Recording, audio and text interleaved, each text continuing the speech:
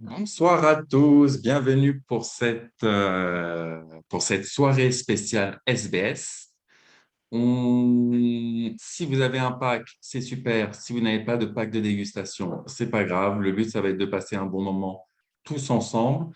Je vais tout de suite passer la parole à Joshua, à Charlotte et Charlotte qui sont avec nous ce soir. Je vais les laisser se présenter un peu. D'abord, Charlotte, parce qu'elle est française, et puis comme ça, tu vas tu vas laisser Joshua se présenter après. Bonsoir Charlotte, comment vas-tu? Bonsoir à tous. Très bien, très bien. Alors, bon, moi, je m'appelle Charlotte Milhade. En fait, je gère une société de distribution et voilà, depuis 7 ans, nous travaillons avec Joshua et son équipe et nous, nous distribuons sa belle marque d'embouteillage qui est SBS, qui va donc être présentée ce soir. Voilà. And hello Josh, how are you doing? Hey guys, I am very well, thank you. So I know that you are right now in Guyana, right? That's true. Let's not be too long so you can enjoy your both vacation. Well, it's business and pleasure, I guess. It is indeed a mix of both, yeah. I'm very curious, so I have tons of questions for you. So I have already started pouring the rhums. I was wondering what is the order that we are going to have tonight. What I had in mind was maybe we can start with the Cuba, then the Barbados, then Jamaica, then the Guyana 2006, so Versailles, and then Skeldon for last. What do you say? We Sounds will good? do the Skeldon for last for sure, Yes. but I've changed up the lineup a little bit from what you said. Okay. But I'm going to put it up on the screen and share it so everybody can see as well which order Sure. we're going to drink them in. And then I will share some information about each bottling, each distillery, what we're drinking, why we chose that cask, all of that. It's not random. You don't choose your cask randomly? No. Not 100% Okay, random. I'm teasing you. Okay. So, well, the stage is yours. Tell us. Thank you. Well, let's get it started. I'm going to start here by sharing my screen first and put up the presentation. Let's see. Here we go. And guys, if you're out there, I am joined today as well by one of my colleagues, Gregors, who will be listening in, standing by, maybe helping out on a few bottles. But he's also there if I should have bad luck here in Guyana, where power outs are not that rare. I've already had lost power today earlier for 1 hour. So we're crossing our fingers that everything will be good. Otherwise, you jump in.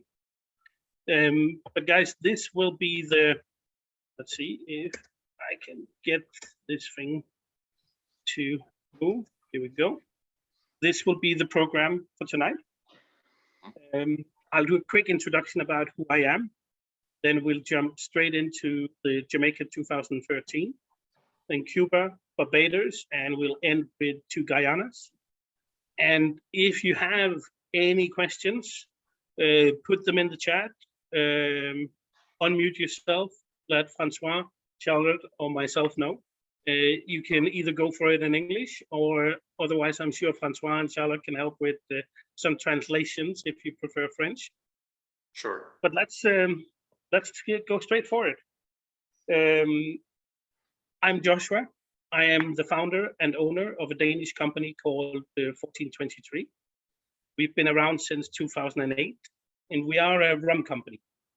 We were founded by rum geeks. Most of our employees and colleagues around the world in Europe are rum geeks as well. So it's all for the love of rum, basically, that we started the company. We own a number of different brands that we both distribute in our own markets. And we also work with importers across the world, like Charlotte, who is here with us today, is my importer in France. But one of the things we have is our SBS selection, or single barrel selection, which is a number of single cask bottlings that we bring out usually 2 times per year. We do a release every spring and every fall. And then somewhere in between, we do a few single cask bottlings for specific markets like the Skeldon we're going to end our tasting with here tonight. So I really hope you're going to enjoy it. And we'll talk a lot more about the concept as we start digging into the rums. But if there are questions along the way, well, just bring them on. But let's hit the first one. SBS Jamaica 2013. This is I'd say the biggest one we've ever bottled, because the cask here ended up with 859 bottles, which is quite a lot for a single cask. Here it's because we used a Spanish brandy cask, which is 500 liters. And I received, since we launched this like a month ago, I received a ton of questions how on earth we could bottle 859 bottles from a cask. Because most people, when they think about casks, they think about, the standard around 200 liters. So I've had to do a lot of explanation with this specific bottling during the way. Of course. What is inside here is Worthy Park. It is a mark called WPL, which stands for Worthy Park Light, and specifies an ester content between 60 to 119 esters. It first spent 5 years in ex-bourbon in Jamaica before we moved it to Denmark, where we transferred the rum, brought a few casks together, and put it in the 500-liter Spanish brandy cask, where it then spent another 3 years before we bottled. When it came out the cask, this specific rum was around 59% ABV, 59% alcohol. And what we do whenever we decide on the cask we want to bottle, the first thing we do is we try it at cask strength to see how is the power, the flavor, the aroma, everything. Then we bring it down 5 degrees, taste it again, bring it down 5 more and 5 more, and go like that. And all the way here, we do our notes, we do our tasting notes, our flavor notes. And then in the end, we decide, where do we think the rum comes best through? Where do you get the best experience, the best flavor, the best aroma? And that's always where we bottle. We always have a lot of people complaining we should do more cask strength. But my answer to them is always, well, it's my brand. I bottle it how I like it. And I say usually my own sweet spot for a rum bottling is between 50 to 55%. That's where I would say I usually get the best experience. But here you had with the brandy, there was so much tannins in the rum from the wood that this was just so much better, bringing it all the way down to 46. So that was the reason behind it. But guys, let's give it a test and see what you think. So you jumped right at SBS and 4023, but could you maybe take like a minute or two and explain how you became interested into rum in the first place? How long have you been drinking rum? What kind of rum do you like? Do you like agricole rum, molasses-based rum, whatever? Well, I would say I've been drinking rum as long as I can remember, ever since I started drinking. But back then, as a teenager, it was more to get drunk. So it was Bacardi, Captain Morgan, and all kinds of cheap, very bad rum. And at some point, I turned to whiskey, actually, and I became a whiskey drinker. Something I learned from my dad, who had always been drinking whiskey his entire life. And I spent a lot of time digging deep into the whiskey industry. And I spent a lot of money on buying bottles and collecting and drinking, all of that. And one of the things I used to do was that we were a group of friends. It's me, my older brother, and a couple of our childhood friends.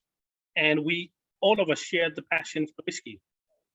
So we used to meet up like every 2 months at each other's houses, where everybody would bring a new bottle or 2 new bottles so we could sit around, share them, try them together.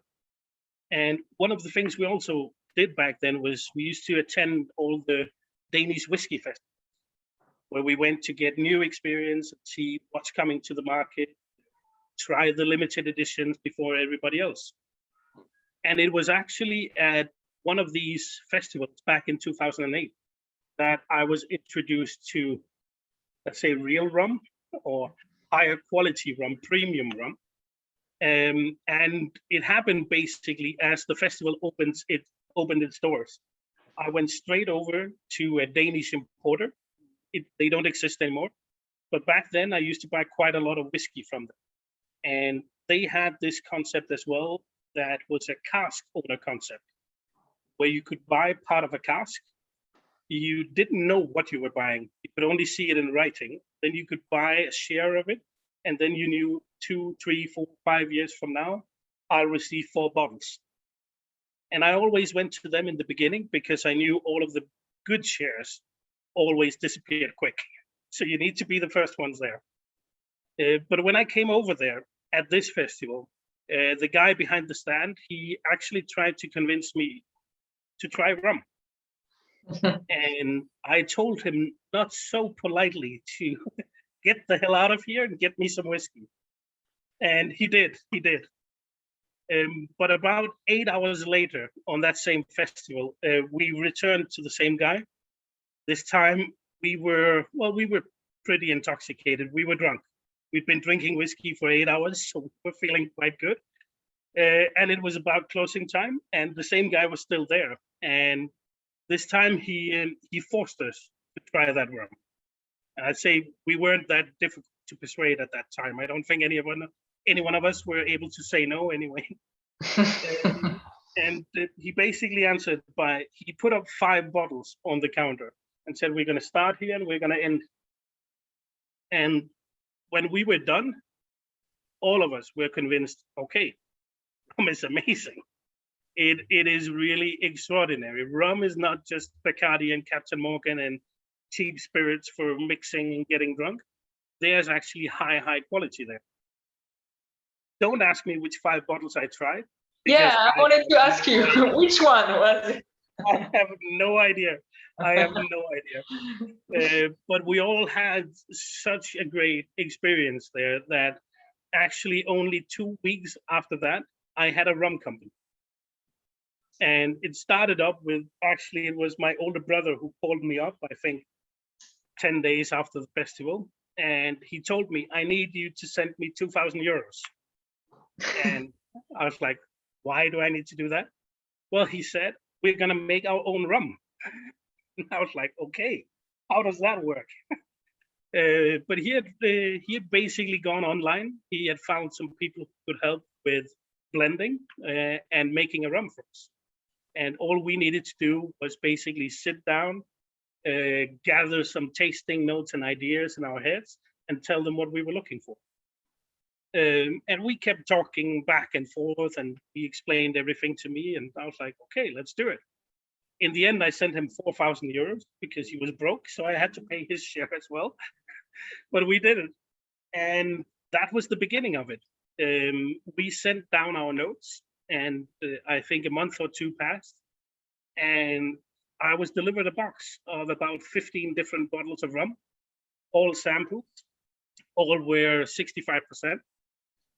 We had no idea what was in them. They were only identified by a number, and they were all 14,417, 14,418, 419, and so on. So they were easy to keep track of. And we started tasting, having fun, tasting all of them over and over again, and doing our own notes to find our favorites. And in the end, our favorite was the one called 14,423. But after tasting 15 rums, a number got lost. So in all of our notes, it says not 14,000, it just says 1423. And that's also where our name comes from.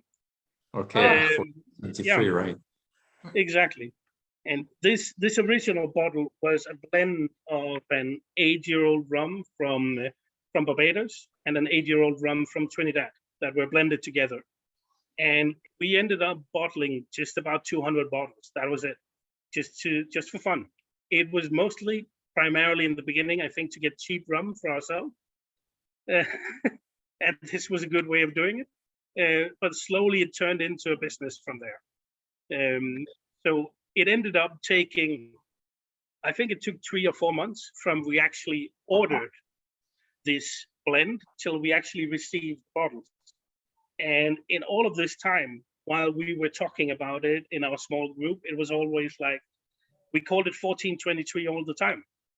So when we received the bottles in the end, they were all like that. They didn't have any labels. It was just blank bottles. So when we had to figure out a name to put on it, it was like, well, we already gave it a name. We've been calling it 1423 for 3-4 months. So it ended up being 1423 first edition.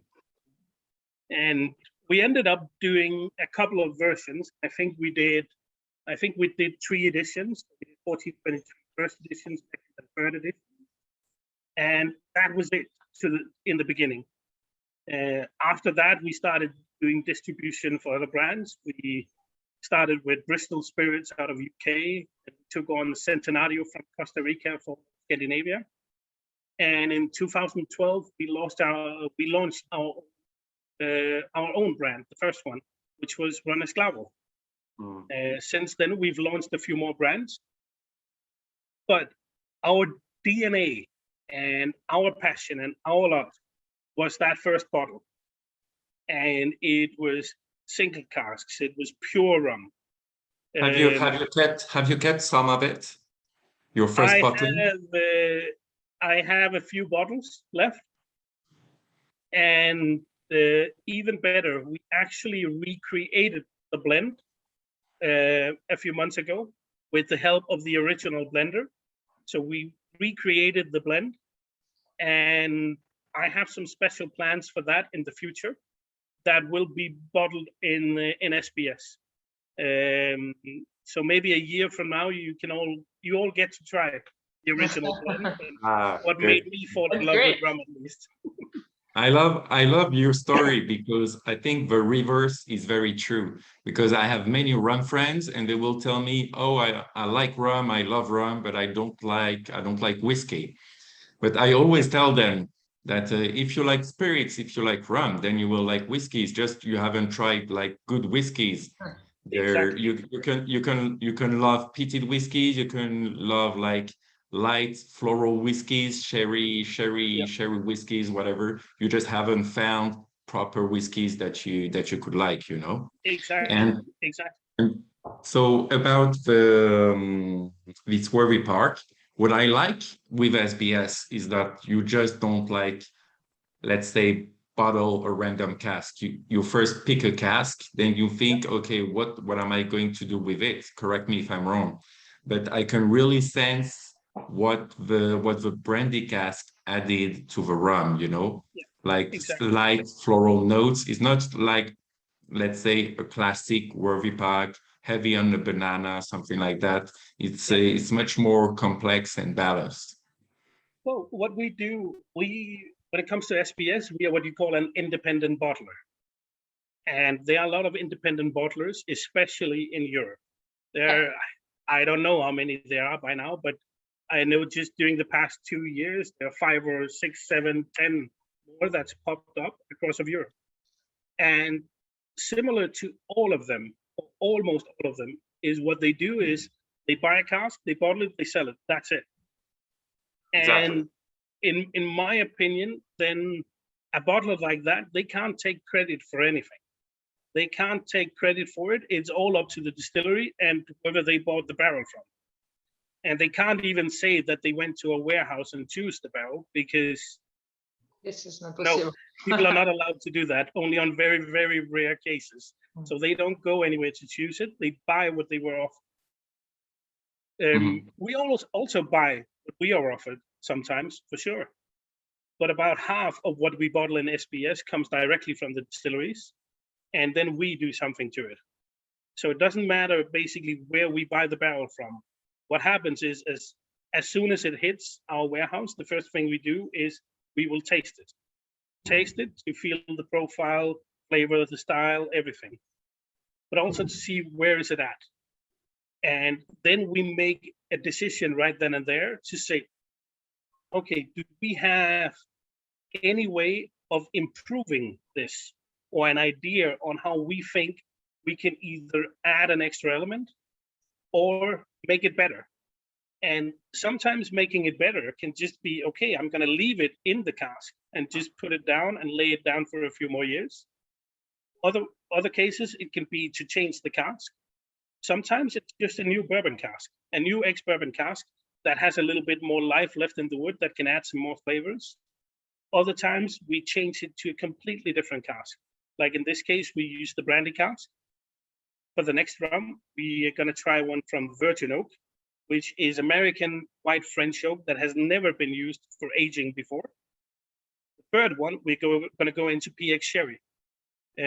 We love playing around with the barrels, with the wood, and with X something casks. It can be X bourbon, it can be X wine. We've done a lot of different fortified wines. We've done a few X beer cask, X stout. We've done some red wine in the past, and we have a lot more interesting things coming in the future. But because we do all of these experiments, it does not always end well. That was my next question. Yeah, sometimes well, sorry for the language, but sometimes we fuck it up, to be very honest. And two very good examples is actually, well, one of them was a Worthy Park. I think it was an 8-year-old, and we put it down into a fortified wine cask. I think it might have been a Muscatel cask. And the barrel smelled amazingly. So we filled the rum in, and we came back to it 3 months later just to try it and taste it, see if it had already started to evolve. But here there was the problem that whatever Muscatel wine that was left inside of the wood had been oxidized too much and had turned into vinegar. And that vinegar flavor just seeped throughout the rum. And just sipping it, it tasted like very acidic vinegar. It was terrible. It was terrible. We actually ended up sending that cask to a small Danish craft distillery, and we redistilled it. Yeah. So back to unaged, back to white, and then we put it into a cask again, and we'll see what happens. But it was, I'd say, after we redistilled it, it was a beautiful, beautiful white rum. Maybe you should have bottled it, and you could have called it the Monster. Not the beast, but the Monster. Not the beast. But I have one more cask where the same thing happens, and this was a 10-year-old Foursquare that I also put into a fortified wine cask, and exactly the same happened. This one I left in the cask. It's been in there now for 3 years. It's not getting any better. That's weird. But, I mean, yeah, but I decided I'm going to leave it and see what's going to happen. Maybe that acidic vinegar flavor will diminish over time, or maybe it will actually in time turn into something extraordinary. I don't know. So I left it there. Other things we're doing when something is not going entirely as planned is then, maybe it will end up in a blend instead. We'll blend it and bottle it as something completely else. Then you can use a bad cask or a cask that has been too heavily influenced by the wood and the oak. Then it can add an element to a blend instead where it's perfectly balanced. So yeah, it does happen quite often that you get a cask that you don't like. But I think we have around 1,300 casks right now in our warehouse, and we are expanding it quite quick. Can I buy one? So it has to happen that there is a bad cask every now and then. And how do you do to do testing? Like, is it like every month or every week? Because it's so many casks. It's complicated to follow it. I think you need an intern. It is true. It is true. It's complicated. And no, we don't try every month. That would be way too much drinking. There's so many samples coming from suppliers all the time as well, that if we had to try everything all the time, I would be in a constant state of drunkenness. So no. How it usually works is that we have an idea about what we have in there, and we are a big team. So sometimes it can be Gregor's who has an idea for a next SBS bottling or has an idea for a different project. And he will go and see, okay, do we have anything that could fit the project? Okay, then let's try and find that cask and taste it. Same when we do the next bottling of SBS, we will look through our stocks, see what we have, and then think, okay, what could be a good mix to bring out next time? And then maybe we find 10 casks or 12 casks to taste, and then we end up bottling 4, 5, 6 of them in the end, depending on what we think is ready for bottling. So there really isn't a complete science to it or a system at all. It's just a little bit, well, go with the flow, see what happens, what would we like? That's it. And we are a few people at the office decides what will end up as SBS. Sometimes it can also be just one of our sales guys who is asking for something specific, or it can be one of our importers, like Charlotte. Charlotte is the reason why we bottled the Skeldon 97 from France, because she asked specifically for something special like this. And then me and her got together and found out, okay, let's bottle this one. And that's how that came about. So my glass is empty. So I would like to ask Charlotte, what did you think of this worthy park? I really enjoy it. I mean, it's like you can feel the brandy is like very smooth on the nose, but also on the nose and on the mouth.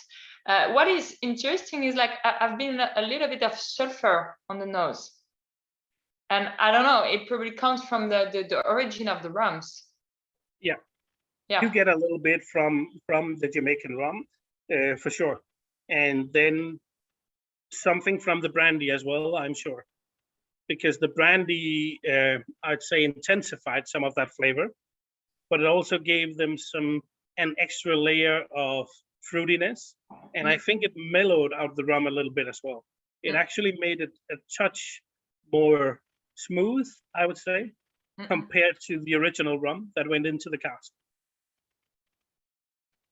So let's move on to the Cuba one. Cool.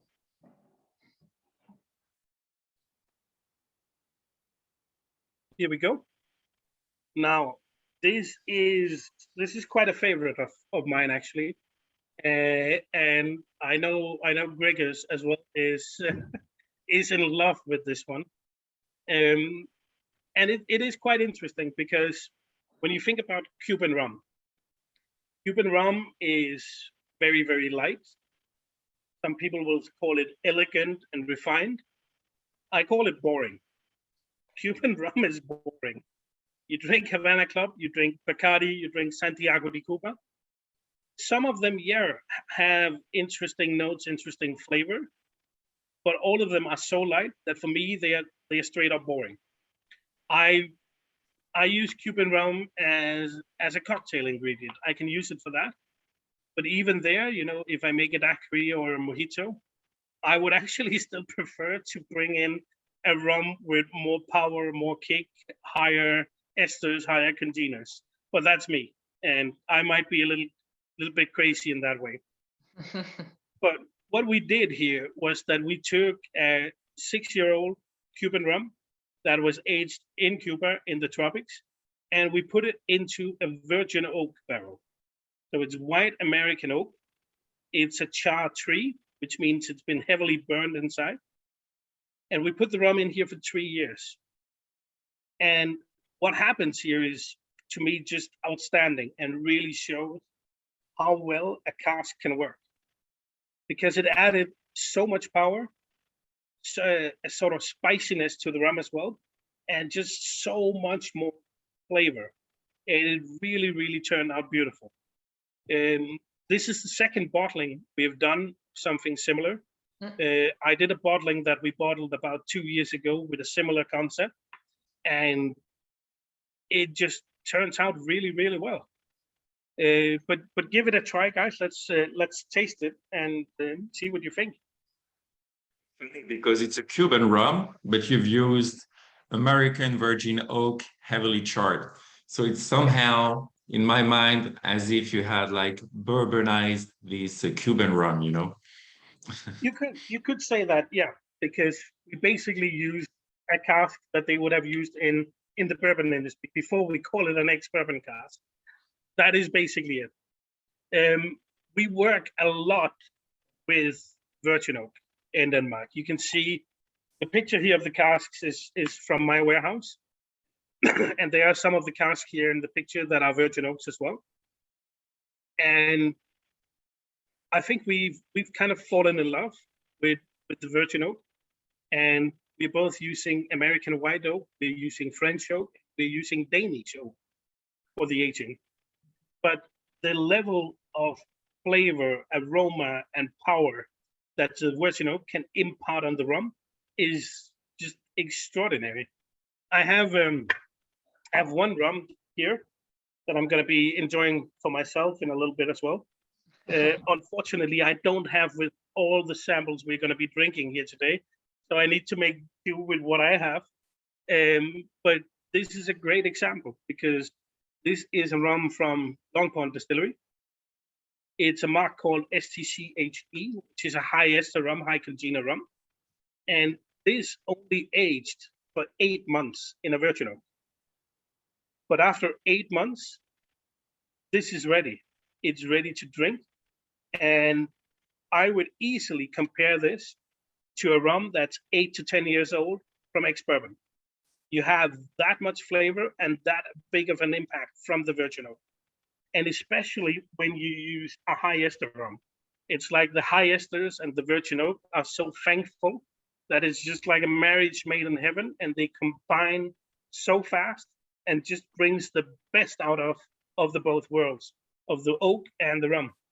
And the same thing happens with the Cuban. It takes a little bit longer because you have a lighter rum with less power, less aroma, and less congeners. So it takes a lot longer, but you get that same experience. You have something that punches above its weight class. It feels like something that could be a lot older. It could be just, far more expensive rum that it actually is in the end. So that's my opinion. Can you guess, Josh, can you guess what I have in my right hand? In your right hand?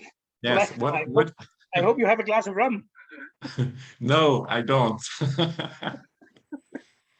And I'm afraid to guess. Oh, you can't see it. No.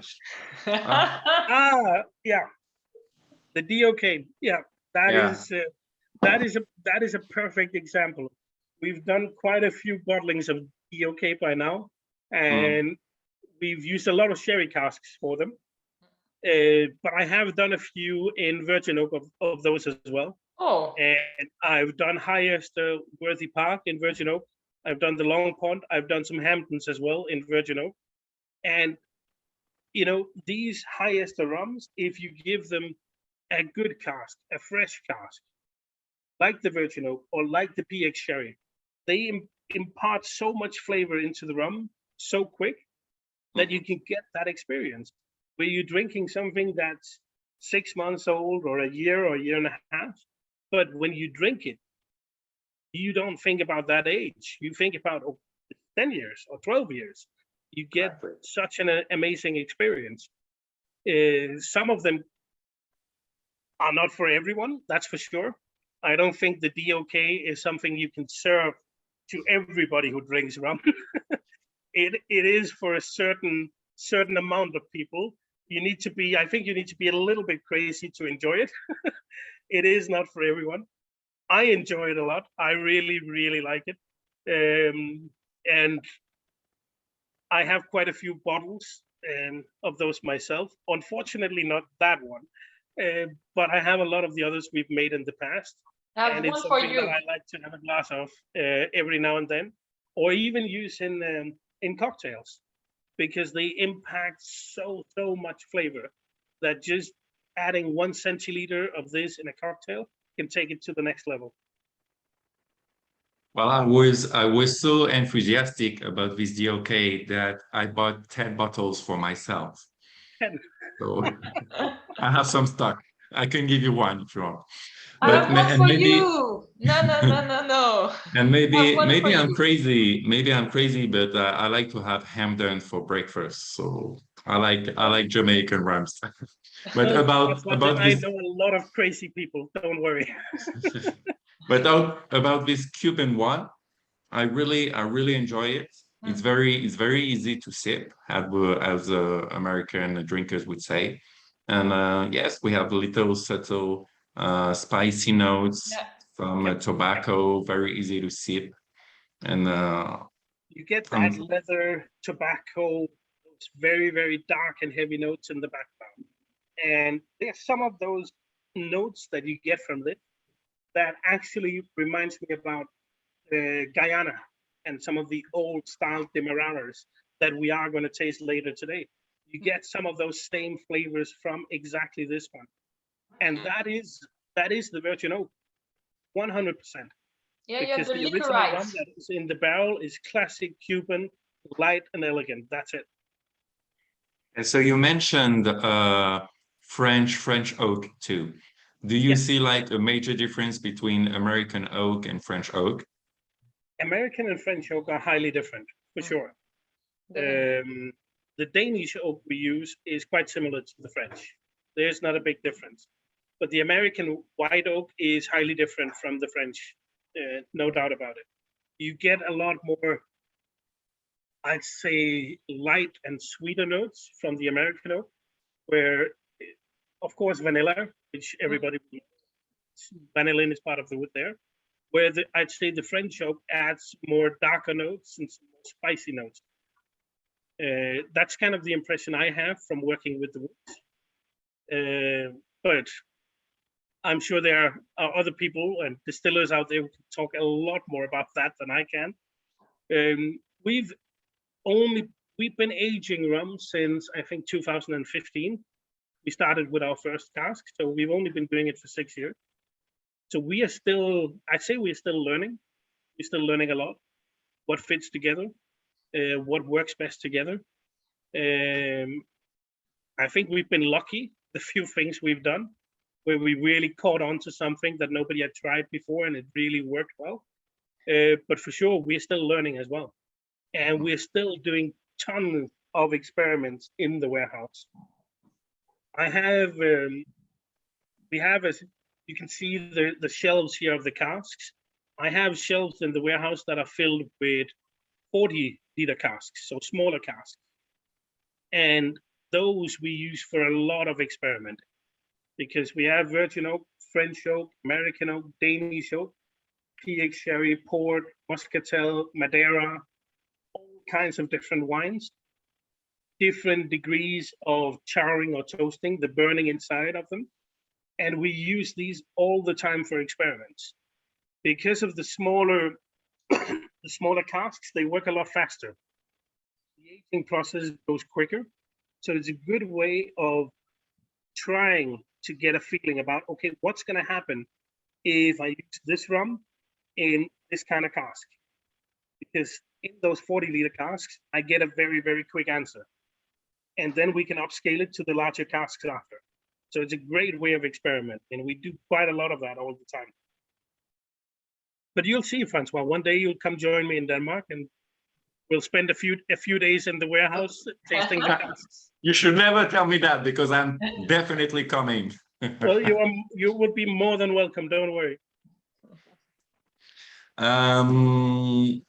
Do we go to the Barbados now? Let's do it. Let's jump into it.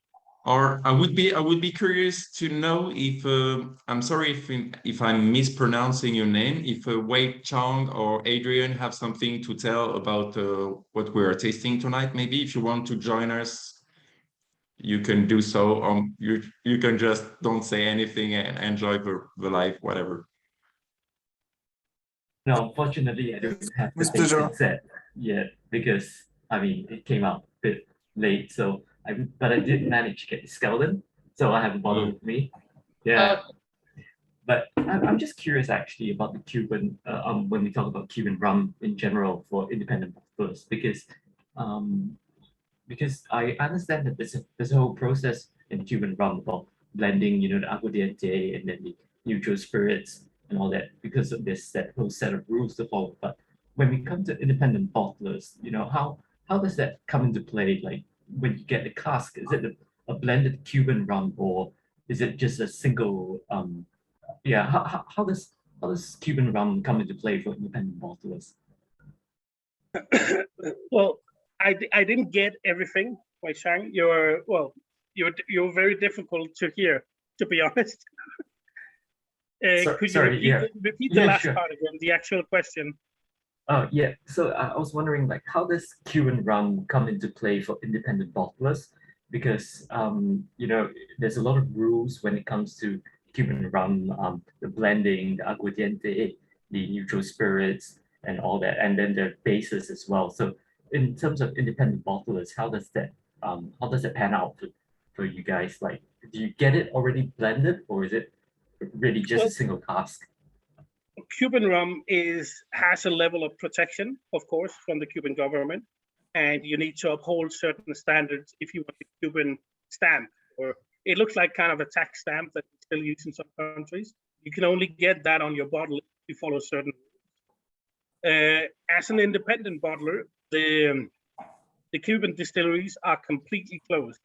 I'm not able to buy directly from them, so I buy through an intermediary who had access both to unaged Cuban rum and aged rum. So when I bought this, it was not in a cask. It was a blended batch that was 6 years old. That was it. So I bought it in tanks, basically, and then I put it down into casks.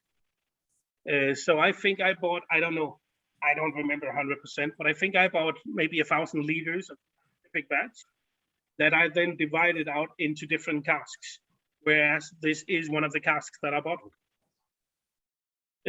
So some people would say, well, it's not a pure single cask because it hasn't been, one cask from beginning to end.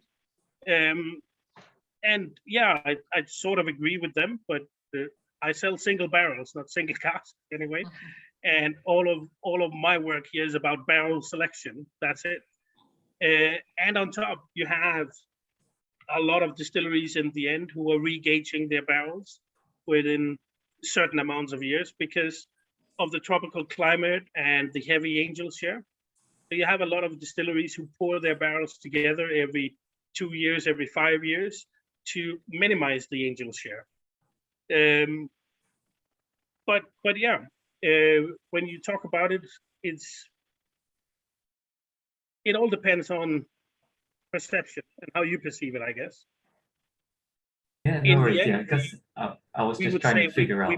We bottle what we like, and that's it. And SBS has not only been rum as well. We've bottled the whiskey once in the past, and we might bottle different things in the future. We have been looking at other spirits or experimental spirits that we might choose to bottle at some point. It is still primarily rum, but there might be more coming as well. It's the same thing we also did in this release. We had the blended cask, where we blended Worthy Park together with Mount Gay from Barbados and brought two countries together. And some of those things that is what makes SBS fun and makes rum fun. It's to be able to combine the flavors like that. That makes it that more interesting to work with, basically. It is to go into the warehouse sometimes and say, okay, let's try some fucked up shit. Let's try and see what happens if we combine that and that in that barrel. And that's the fun part of it. Okay. So let's move on to the Barbados now. Let's do it. So I think, yeah. So Barbados 2000, 21 years old, comes from the West Indies Rum Distillery. It is bottled at 47.1%, which is cask strength. There's a total of 186 bottles. And this one spent the last year in a PX sherry barrel. This was actually an attempt to copy someone else. One of my favorite bottlings of rum of all time comes from the independent bottler in the UK called Bristol Spirits. It's owned by a gentleman called John Barrett, and I have known him ever since I started in the rum industry. And he's been a great mentor to me and my partners as well. And we've distributed his product in Denmark ever since we began, actually. And one bottling he made some years ago was Barbados 1986, Rockley style. Yes. And he did an 86 Madeira cask and an 86 sherry cask. They're long gone by now, long sold out. I think the last one was bottled in 2012, if I remember correctly. But it was one of my favorite rums. I really, really love that bottle. I still have, I think, 3 bottles left in my home, and I'm afraid to open it because every time I open one, it tends to disappear within a week, and I hate myself for it. But I can't stay away from it if I have an open bottle, and I'd like to save a bottle. I'll try again in maybe 10 years. So I try to keep them under lock and key and throw away the key and hope I don't find it. But no, it is quite an unusual style of rum, and the history about Rockley or the Black Rock or whatever people call it is very, very hazy. It is said that the still you can see here in the picture is the actual still that was located at a distillery that was located at Black Rock in Barbados. You don't know 100% because nobody knows the true history of these things, but that still has not been working for many, many, many years. And one thing that is for certain is that it did not distill this rum that we call Black Rock or Rockley style today. We know that there are 2 vintages out there. There's 1986 and there's 2000. Those are the ones that people talk about, we know about. We know there have been bottled some in the 70s as well, but nobody really knows. When Plantation and Alexander Gabriel took over Weird West Indies Rum Distillery, one of the things they did was to try and see if it was at all possible to renovate the old still. And the picture up here of the wooden box is actually from Alexander's Facebook profile, because I know they talk to a lot of people and a lot of still makers in the industry. And they decided very recently to pack up the still, and it's been sent to France. And they will now try to renovate it to see if they can make it come back to life. And well, I'm quite sure with Alexander's expertise and his determination that he will make it work. If it will actually produce the same rum or same style of rum we're drinking right here, I have no idea. It is said that the Rockley style or Rockley still rum that we're drinking today was a combination of the Greg's pot still they have at West Indies combined with the vacuum still. This is at least what they can find in their records, but you know, so many people have passed since then and are not working at the distillery anymore. So who really knows what happened 100%? But it is a style of rum that it has almost some of those Islay elements to it. It has a certain level of what I call smokiness. It has some saltiness and a medicinal flavor and aroma. And it is for sure not a style for everyone. I really, really love it. So my attempt here was basically to try and recreate what John Barrett did for the old Rockley style. It didn't work. I didn't come close to creating what it was my intention was. And I think one of the reasons for it is that when we use casks for SBS, they're always dry casks. And that means that there is no wine left inside of the cask. Only the small parts that are left inside of the wood, that's it. And I'm quite certain that the original Bristol edition used wet casks, because when people measured sugar in it, they found anywhere between 12 to 16 grams of sugar per liter. So I'm quite confident they used wet casks. So we couldn't get the actual flavor. And it is a special bottling. So I'm going to leave it up to you to decide whether you like it. I love that special flavor it has. But I know even within my own company that this is one that really divides us. And not everybody in my own company enjoys it. I know one of my colleagues who were supposed to do the tasting notes on this one. She came back and said, maybe I shouldn't do them because I really, really hate this rum. Fire! No, she's a very good girl and she's good at what she does. But she really did not like this one. Okay. And I know me and Gregors discussed it earlier as well. And it is a special rum. It is not for everyone. But it is something, it's an old style. It's something you're not going to find every day. They are very, very difficult to come by now. There have been a few bottlings this year of the 1986 vintage. Mm-hmm. I know Silver Seal did one, Nobilis did one. I think Artisanal in Germany did one as well. But most of this rum is long gone. So it's something we have to enjoy now. We never know if West Indies can still make it. I'm sure they can, but we don't know if they are going to make it again. And if it will be readily available or it will only end up in their own blends. So we got to enjoy them while they're here, because this might be something that we won't be able to in 10 years from. Might be something that we're never going to see again. Joshua, can I just quickly contribute something? Yes. So one interesting detail about this Rockley style rum is that, as you know, Alexander Gabriel is now trying to renovate the whole still and has a team of specialists looking at it. But what he's also done is he gave out some samples of fresh rum from the Vulcan still and the Greg still. And coincidentally, we happened to fall upon these samples with Chris from our man in Holland. So we tried these new make rums from the two stills and tested them against two of the Rockley 86 rums that we had on hand. And the DNA of the flavor profile is from the Vulcan still is remarkably close. So, you know, we had our own impression was that this this mark or this style of rum comes from the Vulcan, but you know, anything goes.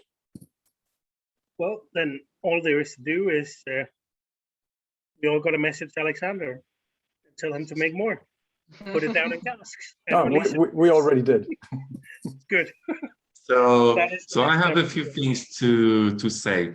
When I first saw on the listing that there was a new Barbados 2000, I thought, oh, okay, why not? You know, everybody makes Barbados, so it's another one. And with your PowerPoint, I saw that it was a Rockley style, and I hadn't paid attention to that at all. And so I thought, oh, okay, now things are going to get spicier, you know. So, and like you said, I have tried. I think I got a sample quite. I think it was years ago, like 4 or 5 years ago, from an Italian friend, and it was a sample from Bristol from 1986. And I liked the style of rum very, very much. I think it was a bit maybe smokier than this one. I don't, if I recall properly in my mind. But the new ones that you talked about that were released this year, I think were like maybe under those from Bristol, and they are much more expensive than Rockley style years ago, of course. And so what about this one? I love it. I really do. It's very different from the first three rums we've had, of course. And it's funny that you say, well, it's really interesting that you say that you have like some people on your team that maybe don't like it, because I can't see like anything like faulty about this rum, something that I can think of why somebody wouldn't like this, but maybe I'm like too much of a rum geek now. Well, maybe. I think that might be the problem. I've turned my own parents onto rum, and they drink a lot of rum now that they didn't do in the past. It started with Sweden rum, of course. So heavily sugared rum. They've started drinking pure rum now. I'm getting them to drink bottles like English Harbor, and I've even managed to get them to drink Jamaican rum. But if I poured this for my mom, she would spit it out. I know that. Really? But this to me is also the beauty of rum. And one of the reasons I find rum is so much more interesting than the whiskey. Because if you taste a whiskey tastes like whiskey. All whiskey tastes like whiskey, in my opinion. Be careful. Of course. Yeah. I don't know about that. I always get I'm not sure. drinkers around, but I am quite serious. Of course, you have different notes. You have peated whiskey. You have the heavily sherried whiskey. You have very fruity whiskeys. But you can always find the DNA of whiskey in the bottle and in the taste and in the flavor. You can't do that with rum. There is not that common DNA in there. The diversity of rum is so much greater than that of whiskey. But it also truly means that, in my opinion, there is a rum for everyone. It doesn't matter what you like. We can find a rum that you will enjoy. And we can start all over there with your heavily sweetened products, no matter if it's age research or if we go to Mexico, Zacapa, Milhade, or some of my own sugar brands.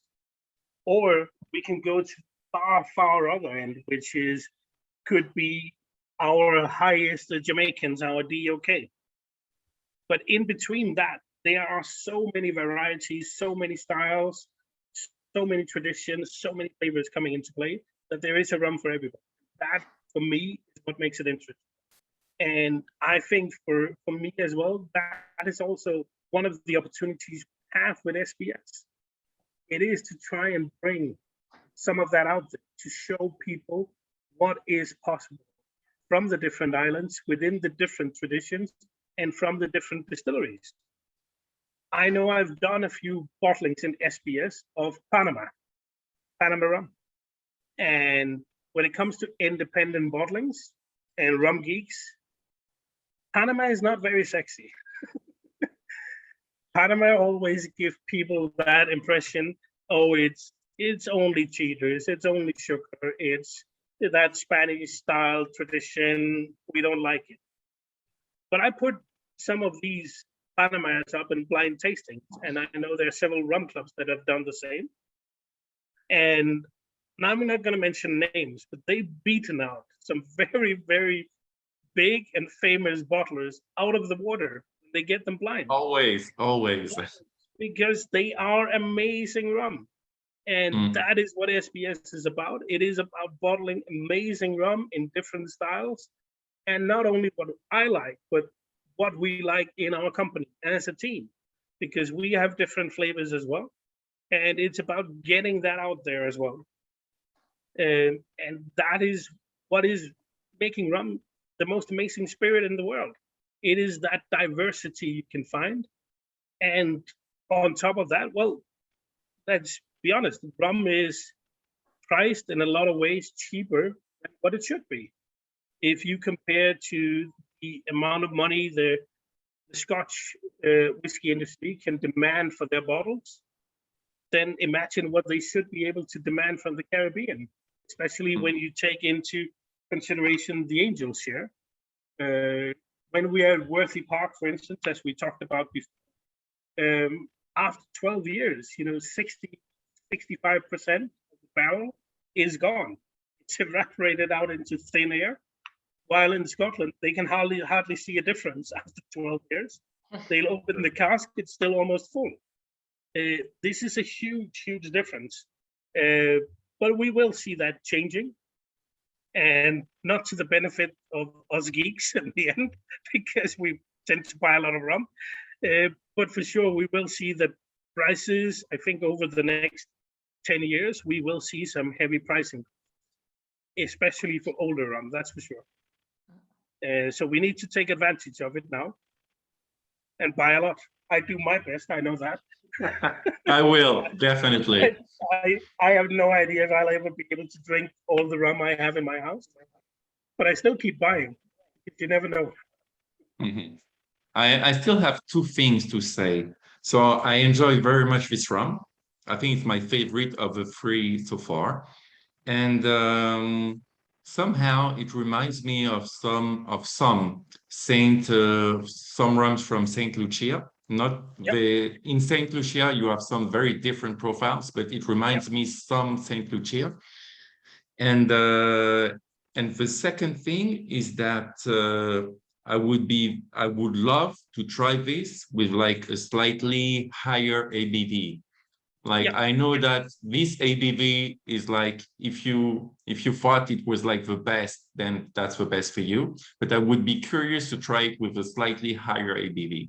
That's a cask strength. I would love to try this at higher ABV, but this is cask strength. Yeah. I can't bring the ABV up. I know. When I took it out of the ex-bourbon, this was around 48%. That was it. But yeah, I would have loved to have tried this at 55. But for this one, it was just impossible. But I agree with you on your opinion about Saint Lucia as well. There is some of that, I would call it dirtiness, that you find in some of the rums from Saint Lucia as well. And well, I love what they're doing over there as well. They do some extraordinary things. What do you think the PX aging brings to this cask? Because it's not so fruity. It's a bit like vegetal, smoky. So no, it adds a small layer of sweetness that you get just when it hits your tongue. It's the first thing. You get some more sweetness. That is the PX kicking in. It does add some darkness in the background, which is darker fruity that comes into play there as well.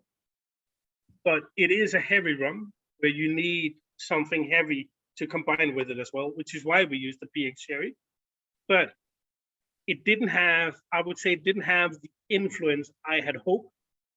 I had hoped it would have been a heavier influence. But I needed a wet cask for that. No. But yeah, if you tried, I'd say if you tried the rum before sherry cask, then it's easy to see the difference. But there is an extra level of sweetness that's coming through here.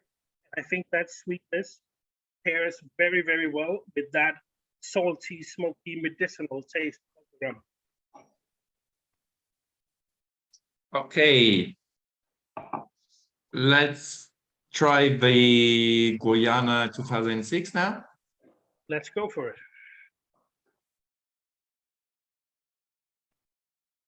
Well, I hope you've been looking forward to this one. Definitely.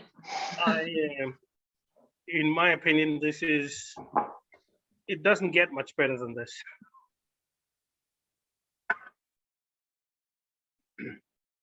So I am gonna say welcome to Guyana. And for your glass, I would make sure to get a good drink of water before you dig into this. The Barbados we had was quite a heavy rum. This is another heavy and powerful rum. But I would make sure to cleanse my mouth. Nice good drink of water first before we dig into it. But we're going to take a trip to Guyana. We're going to visit the distillery DDL, or Demerara Distillers Limited. This specific mark is called REV. And it is produced on a pot still called the Versailles, which is a single wooden pot still that you can see here in the picture as well. It is a colored rum, and it produced 240 bottles in total. Now, let's go back to the color to begin with, because when we say color, most people think about caramel color that most spirit brands use for consistency. Here it's a little bit different. Here it's an historic thing that has been used on several of distilleries in Guyana in the past, of course, because we only have one distillery left today.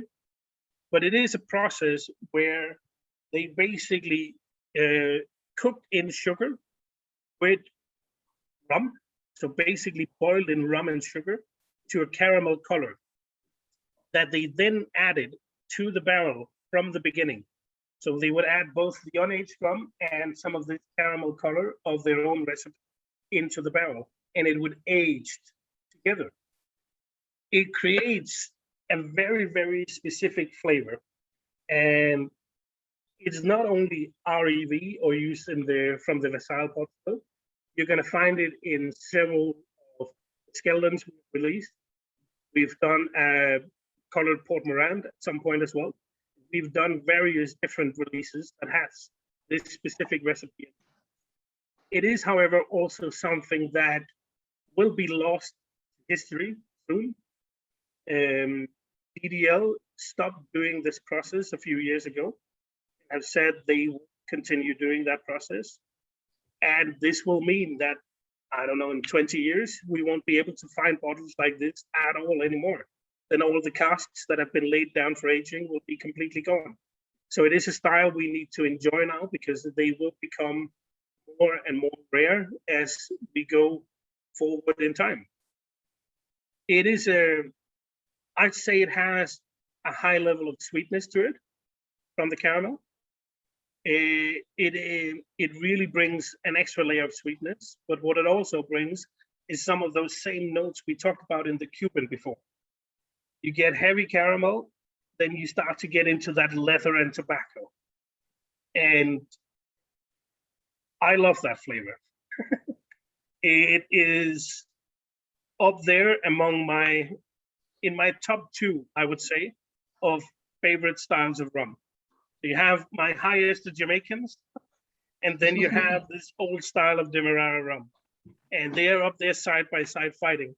And I think it would depend on which day you ask me, which one would be number 1. It would be one or the other. It all depended on the mood of the day, I think. But let's give it a taste if you haven't done it already. Unfortunately, it's the same for me. I don't have that bottle, but luckily I have something very, very similar. Guys, I'll just quickly jump in here as well. For the 2006 REV, try to keep a little bit in your glass for later and use a bit of water in it because it actually opens up the rum tremendously. It is 56.4%. So as Greg has said, exactly, we've done this together. Add a few drops of water. It does really make a difference. Especially now when we're drinking them straight from the bottle. Usually when me and Gregors will do a tasting, when we are tasting new barrels together, what we do is that if we're tasting 10 different samples, we will pour all 10 samples in our glass. We will then cover the glass and put it aside. You will then have a bit of oxygen in the glass. And what starts to happen here is what happens the same as I know Charlotte here is a wine producer as well. She knows exactly the power of oxidization and decanting a bottle of wine. And it's the same with spirits.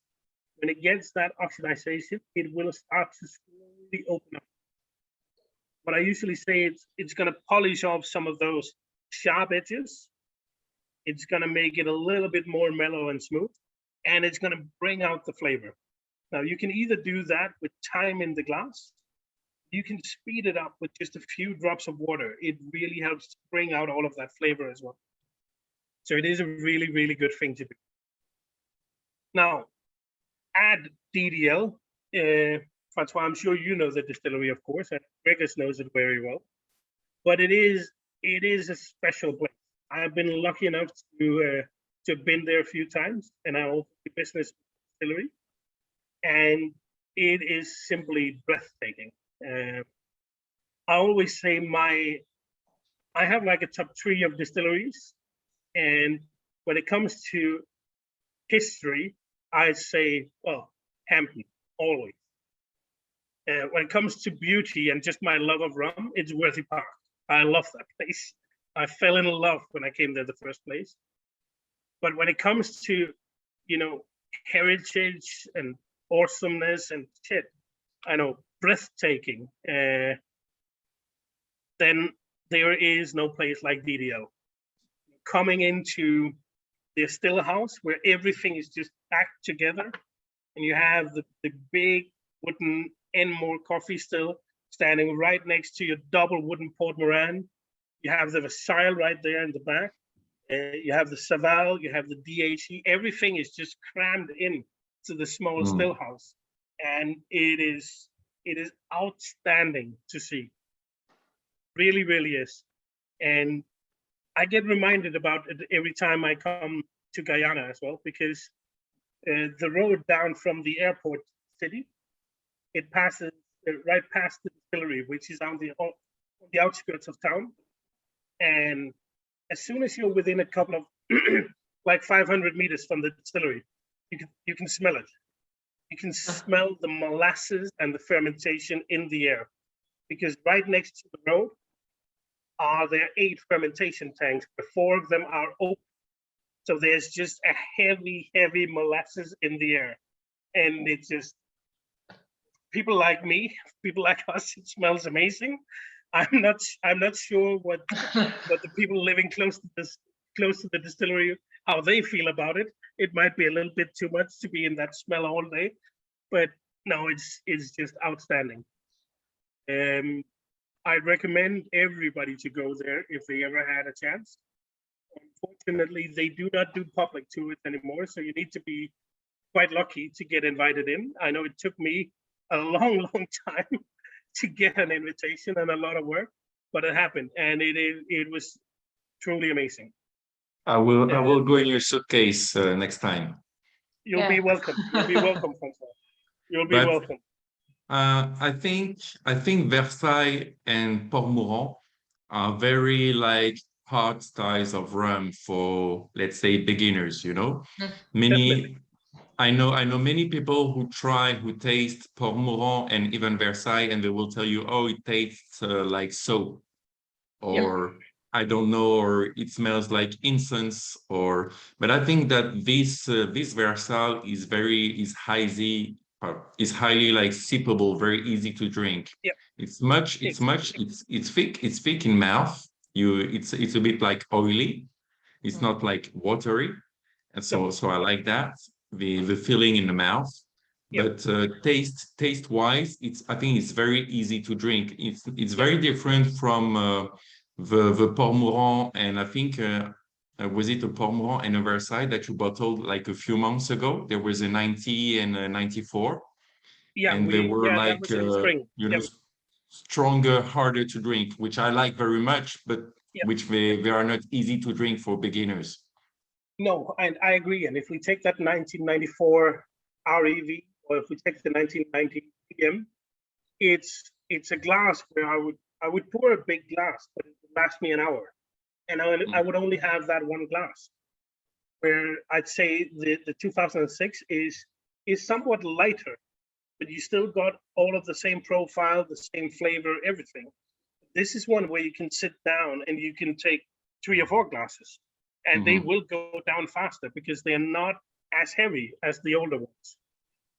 So for me, that it makes it more accessible, I would say, and probably more people would have the opportunity to enjoy it.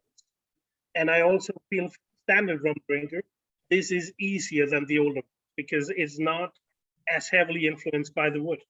So it makes it a little bit easier to get into the style with something like this.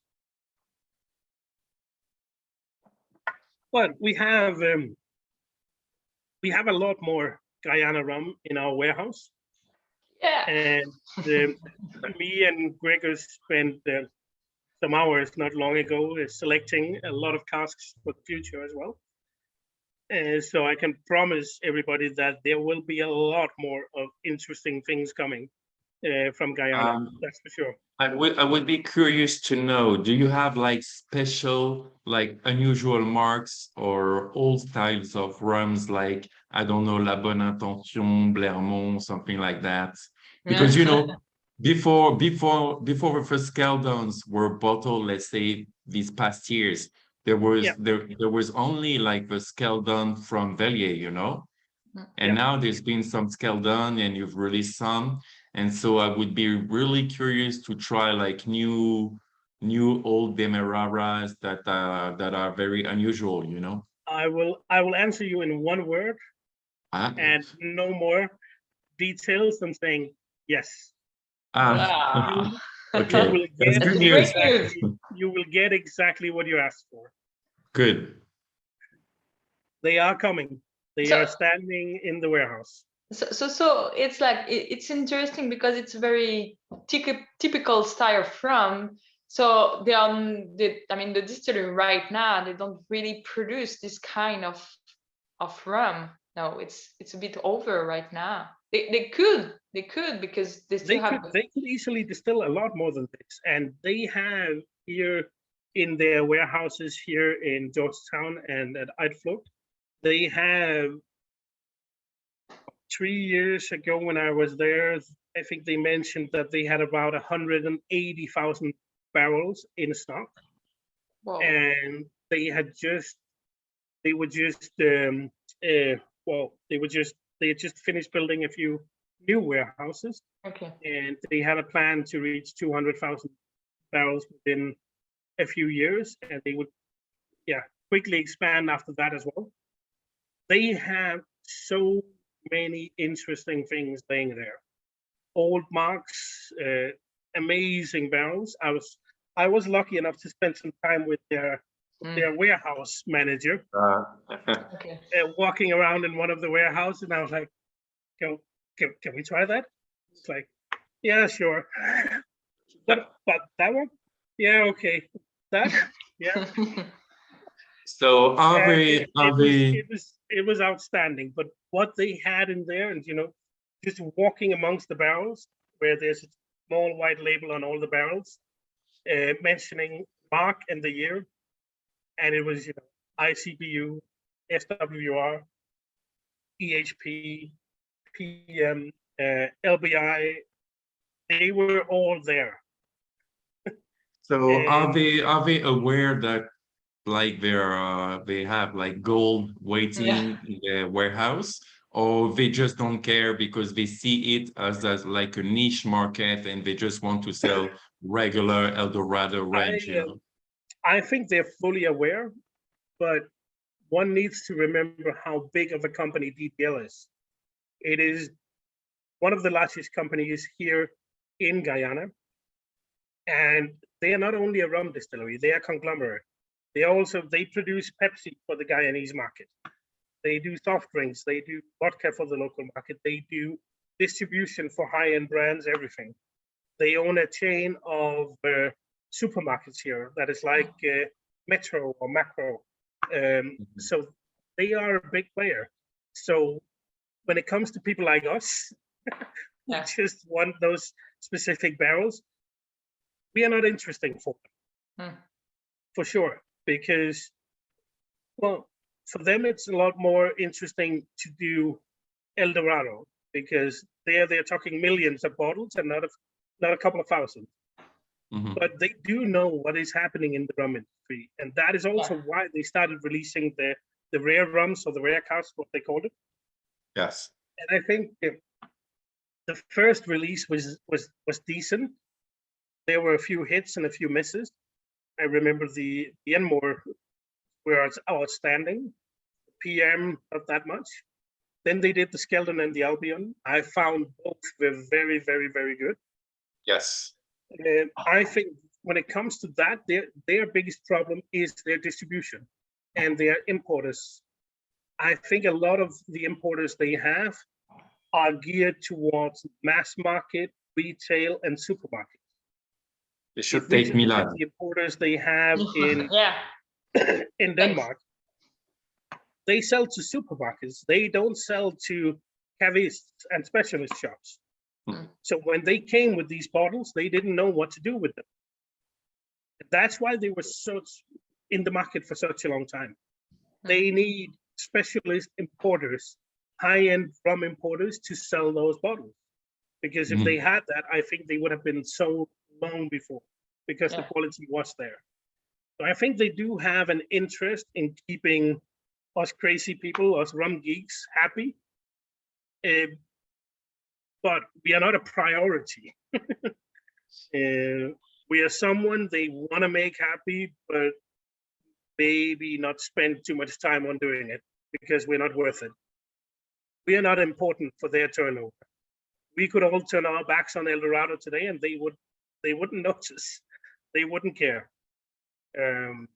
Yeah, probably in the future we'll change it, because it's like Hopefully. people getting more and more interesting about that, and it will take credibility to El Dorado or other brands. For sure. And they have the materials and they have everything to make back the history of those products. Exactly. They have every opportunity to do it, and I wish they would do it, but I don't know if it will ever happen. I'm gonna keep pushing them whenever I'm here, that's for sure, and telling them what I think they should be doing. But I'm not sure they're gonna listen to me either. But I mean, either way, they will continue doing these marks for some time because they do use them in their own blends. So the marks will be continued. And another thing, Joshua, that we've been talking about a lot is that a lot of these marks, they disappear or kind of disappear when they're sold as bulk rum or sold in barrels, because new names will be given to these marks from the brokers. So unless you have the original names or numbers or marks, you won't be able to identify these barrels. And we've seen a couple of cases where we know that other indie bottlers, they've put out rums which were, for instance, Skeldon or something similar. So we may have a lot of these bottles out there, but we have no idea what's in them when it comes to the marks. Exactly. And that is a big problem. But I think that actually comes back to what we talked about independent bottlers in the beginning, that their interest is not always on bringing out the best product or the most interesting product. It is about bottling, selling. That's it. So in some cases, they don't even know what was in the bottle they sold. They just liked it. That was it. And it happens. We have tried a few of them, me and Gregors together, where we know what is actually inside of the bottle, but the actual bottler have no idea what they bottled. So to finish this great tasting tonight, we now have the Guyana Skeldon 97. And I have one question before we jump on it, is what do you think, if you have any opinion, of the French market, rum-wise, compared with, I don't know, Denmark, Germany, the UK, whatever? Do you have like an opinion on us, on the French people, or?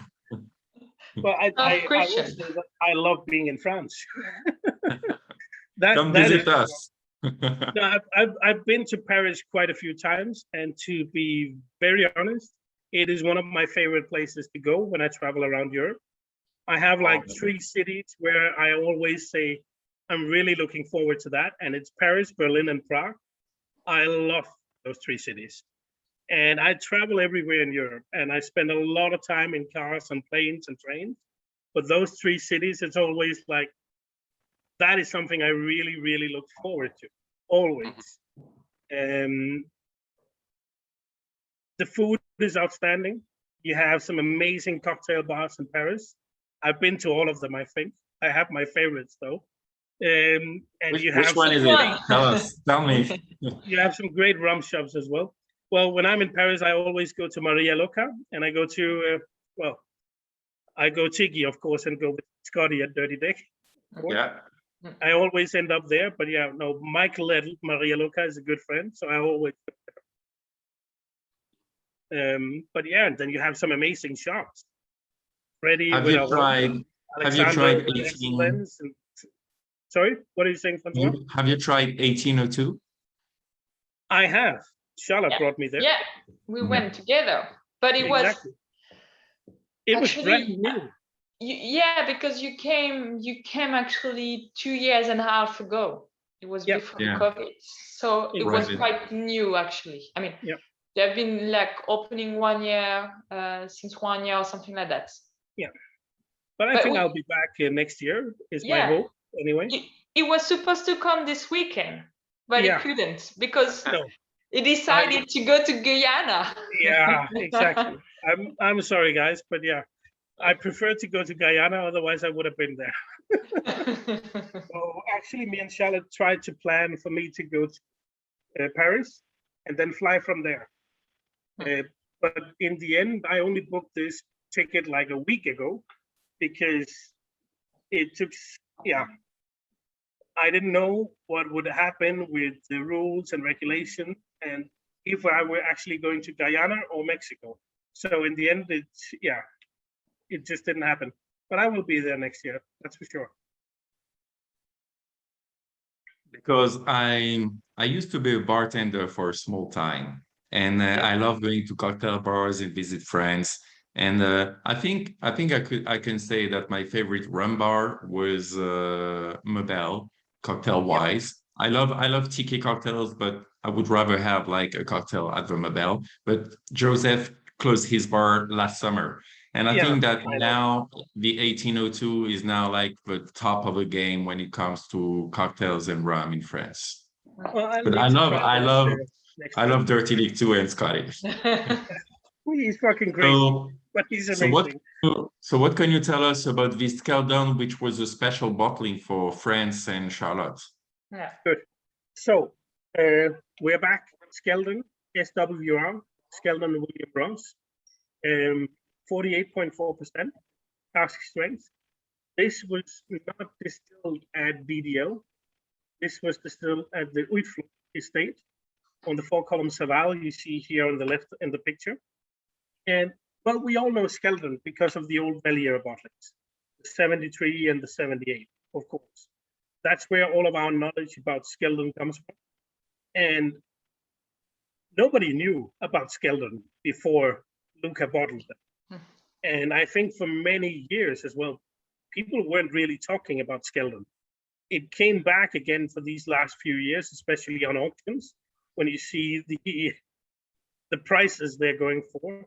I think I saw a screenshot recently where somebody screenshotted, was it a 73 that was, and the current bid was £20,000 or some shit like that. Insane amounts of money. And I don't understand that because you can get equally good rum out there right now. But they've just become legendary bottlings. And none of them were actually distilled at Skeldon because the Skeldon distillery closed long before that. But what happened in Guyana is that when the distilleries closed in Guyana, some of the stills from the original distillery, not all the stills, but some of the stills were moved on to another distillery. When that closed, they moved them to a new distillery. And that kept happening. And that is why you find the Port Morant still at DDL today, because that came from the Port Morant estate. Same with the Versailles pot still. That came from the Versailles, the Enmore, which came from Enmore.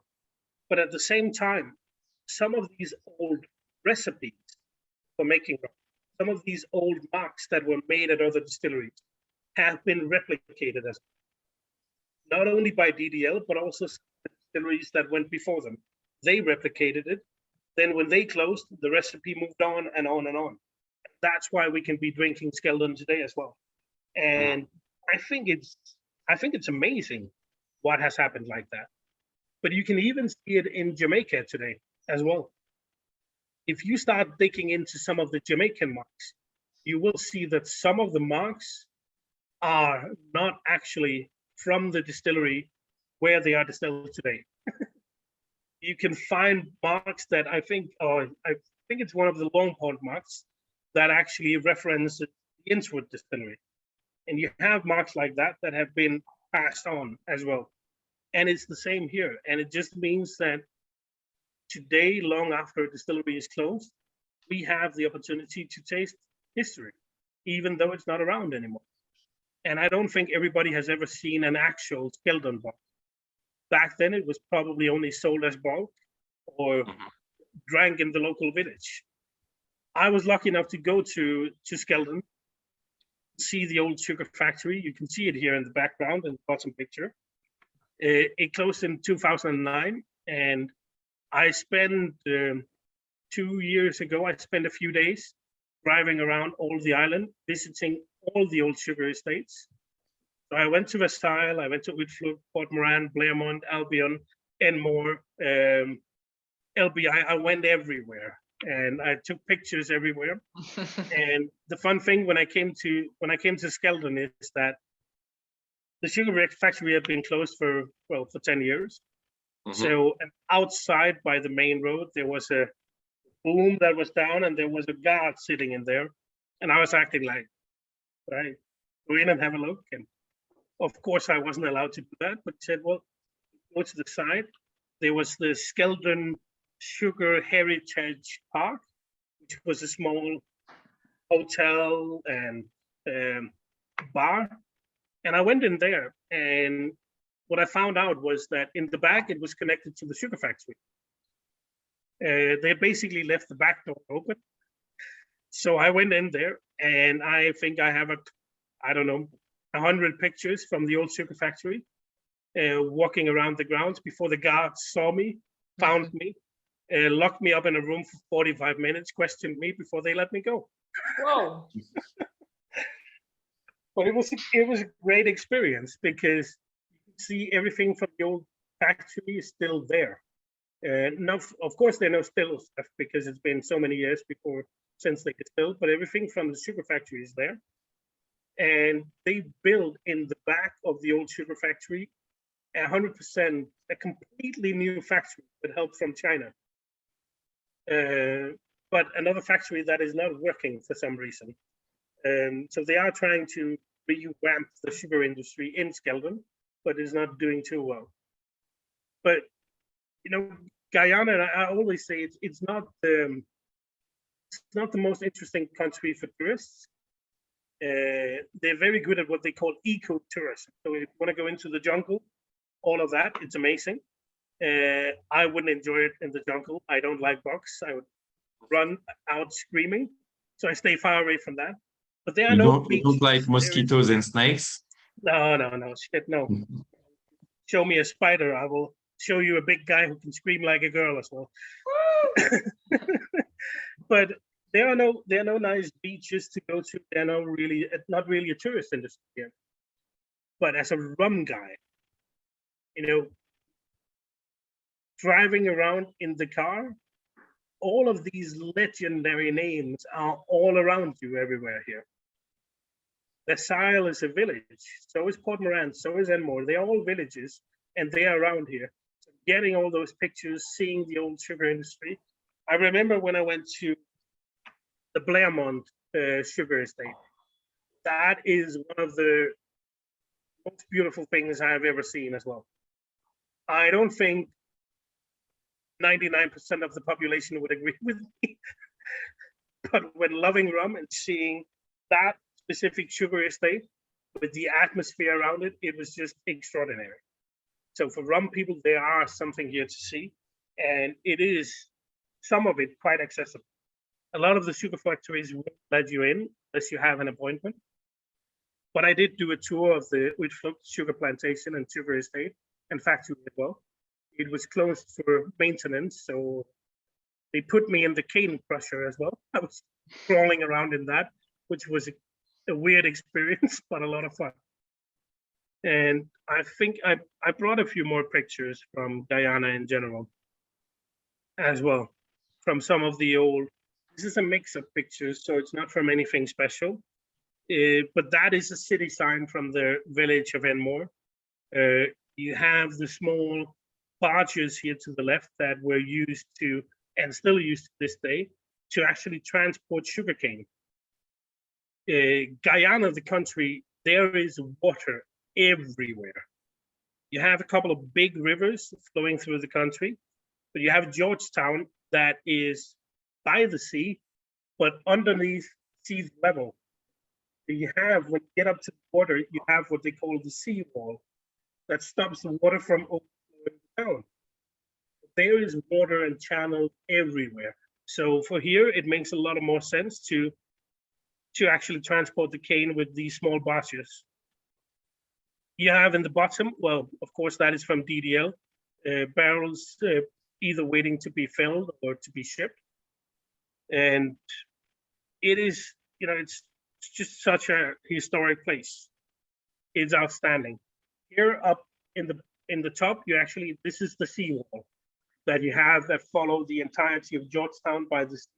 You have that, you can walk along it. And in high seas, you can see the water coming off the top. And at low seas, there are places where you can't even see the water. It's sand. It's quite crazy. But here on the left, you have as well, up in the top, this is taken from the road, actually outside the distillery. And the tanks here that you see here, silver aluminum color, are the fermentation tanks, where you have 4 open, 4 closed. And then in the back, you have the big tower from the big column that you also see down to the right. It's, for rum, this is pure history, everything that happens here. It's outstanding. But if you don't when I started pouring the Skeldon 2 hours ago, I smelled like a lot of roasted nuts in the air. And that's something you have very regularly on some Demeraras, I think. Yeah. And now that it's been poured for 2 hours, the evolution is really big, you know. The flavor profile has really changed. I love it. When I first tasted it with like a small sample like weeks ago, I thought it was like maybe a bit bitterish or more vegetal. And I think that the more the bottle opens, the richer it becomes. And well, I don't know, I love it.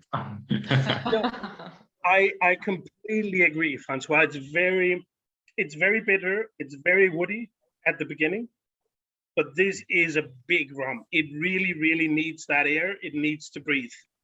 And then when it opens up, you get all of those classic notes we talked about. You get the caramel, you get some of the sweetness, you get some vanilla, you get all of the dark notes in the background, your leather, your tobacco, and it's outstanding rum. I'm very, very happy with that bottle. And I also had to tell Charlotte in the end, Charlotte, I'm not sending you all of the bottles. I'm keeping 2. I know. Because I need one for myself, and I know Gregors needs one. So we kept 2 bottles in the office because, yeah, we need a little bit something to drink ourselves, this one as well. You deserve it. Thank you, Charlotte. Thank you. So Charlotte, Wei Sheng, or Adrien, do you have anything to say about the Skeldon or any questions to ask to Josh?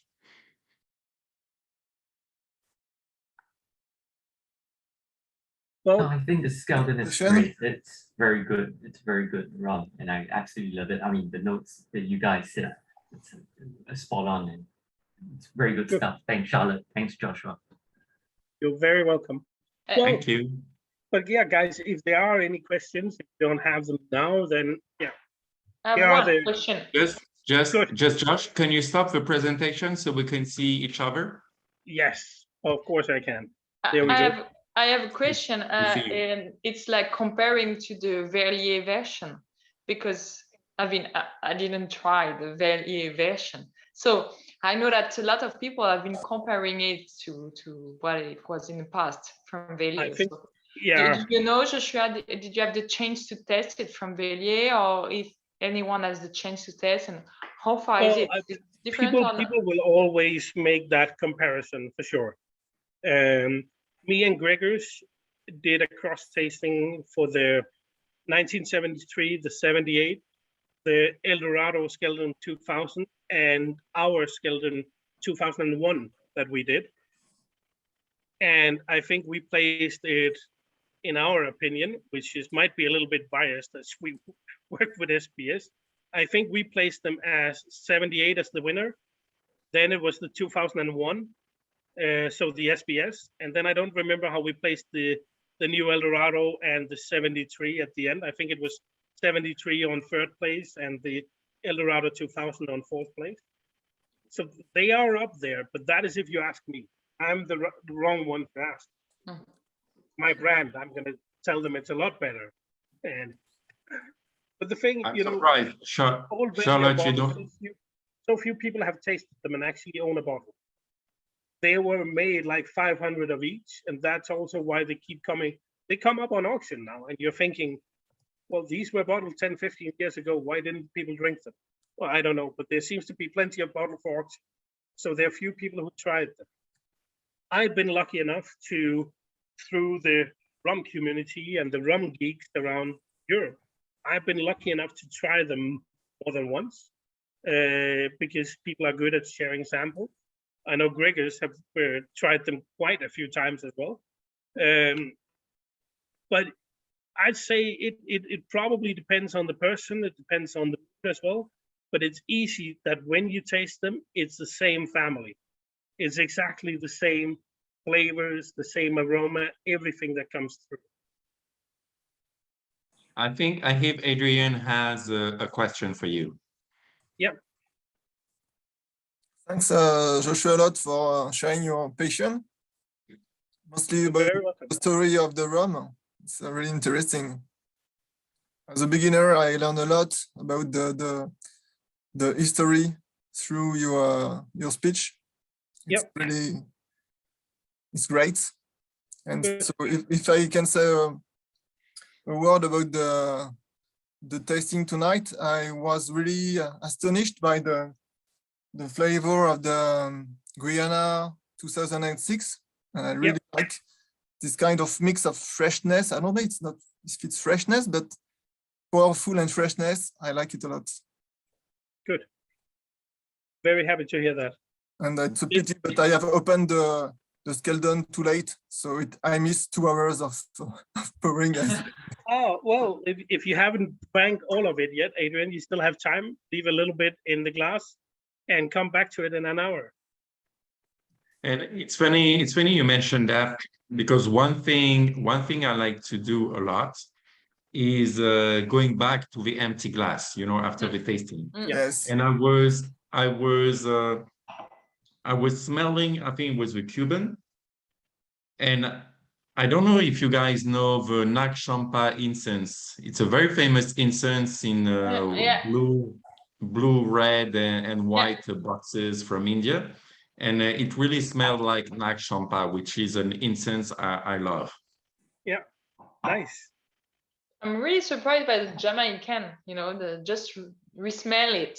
Like, it's like very fruity, like the brandy is more powerful.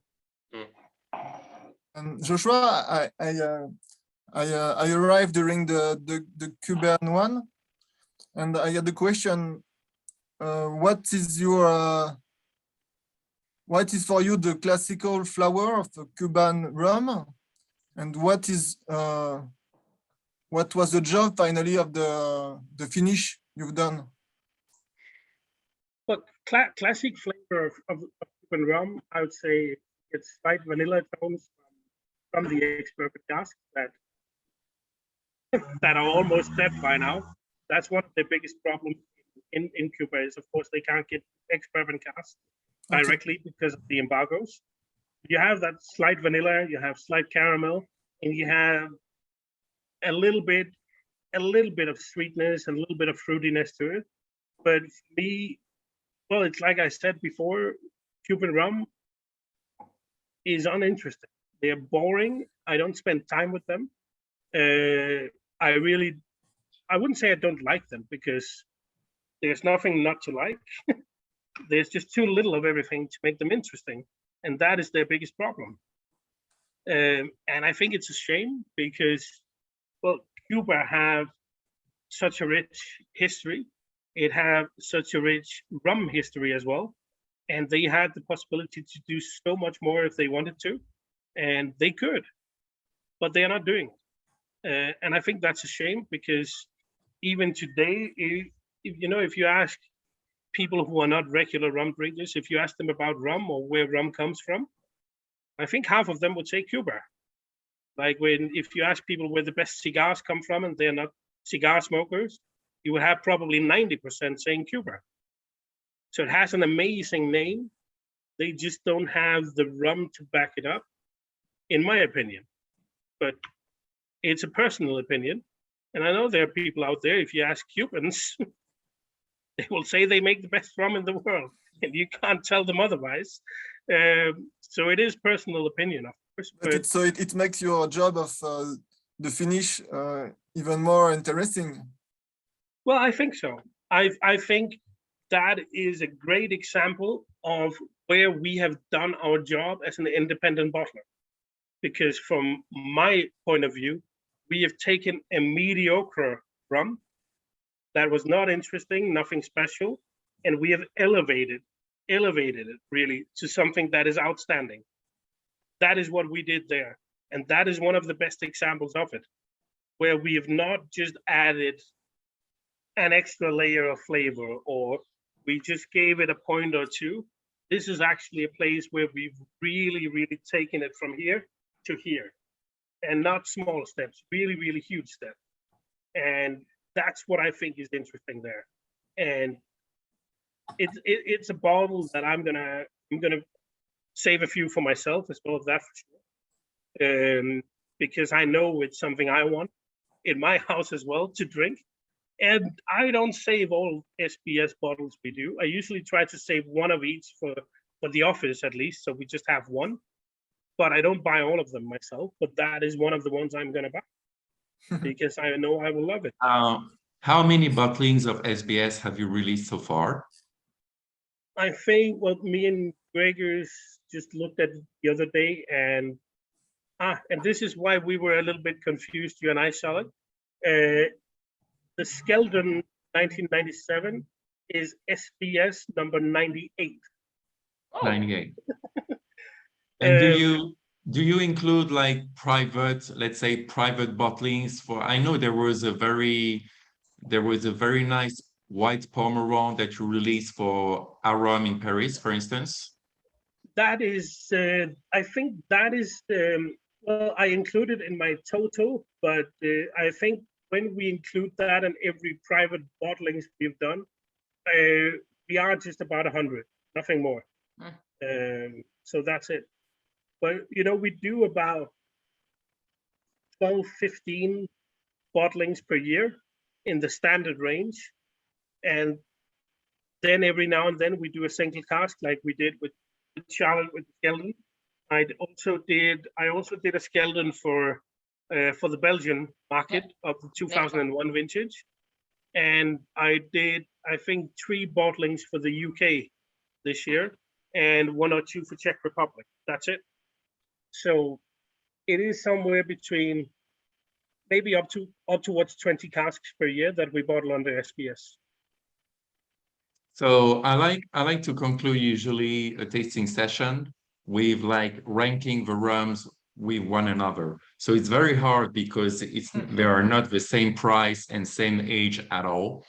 Yep. But if I were to share what I think of this session, I would rank, I think, the Skeldon and the Rockley first. I couldn't really say which one is the better or whatever. Maybe I would say the Skeldon to please Charlotte. But the Skeldon and the Rockley, I absolutely love them. Then in second, I think I would place, of course, the Versailles, the Guyana 2006, yep. And then the Cuba and Jamaica. Not that the Worthy Park was not my taste or whatever, but it's not the same ABV, it's not the same rum, so it's not the same leaf, you know.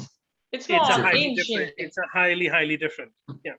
So, and it makes me think that tonight we limited the tasting session to 5 rums, but I think that for November you released other rums. I think you released like the second batch of the Beast, and there is also, I think there is a Jamaica Barbados blend. If you want to tell us about them, or and Mount Gay blend, exactly. Mm-hmm.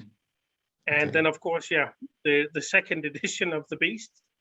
Yeah, the worst Caroni in history, if you ask me. But yeah, a lot of people tend to like it. I get more and more surprised the more people I talk to, where people are saying, "Well, it's the best Caroni ever," and I'm like, "Really?" It's more like the worst rum ever, but okay. I remember when we did the Beast the first time, I called my importers. I think Charlotte got the call, and I warned people that said, I know this looks interesting because it says Caroni and 1993, and the price is actually pretty good when you look at the vintage and the age and it's Caroni. This is the worst rum ever. That is what I told all of my clients. And then we did an allocation. So we divide them out between the markets. And the answer from every market was, can I get more? Yeah. I was like, I just told you it's the worst rum ever, and you're asking for more. Like, okay. But yeah. Can you explain your what you think about it? I mean, like, what is it the worst? You know, you have some explanation about it. Well, I have no idea what happened to that specific batch of rum. There were 4 casks in total. We bottled the first one years ago in cooperation with Bristol Spirits. Then we did the Beast number 1 and just did number 2. And yes, there will be a Beast number 3 one day, which will be the very last. And that's it. After that, they're gone. But what happened to that, I have no idea. When we talk about Caroni in general, talk about acetone, we talk about diesel, oil, tar, things like that.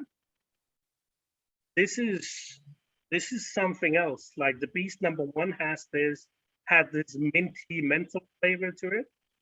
This one just tastes like, I don't know, an oil tanker hit a perfume factory, lit on fire, some shit, and you started licking up the place after. I don't know. It's weird. It's weird. But there are a lot of people who like it. I'm not one of them myself, I have to admit. I like Caroni, but I don't like the Beast. So Josh and Gregors, thank you guys for coming tonight. I had a great night. I really look forward to try your future bottlings, especially the Demerara, the mystery rare Demerara ones.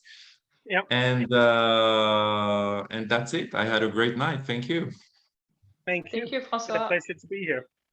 But just now we're ending like the English session, and I'd like to do like let's say a French debrief with Charlotte, if that's okay for you guys. Okay.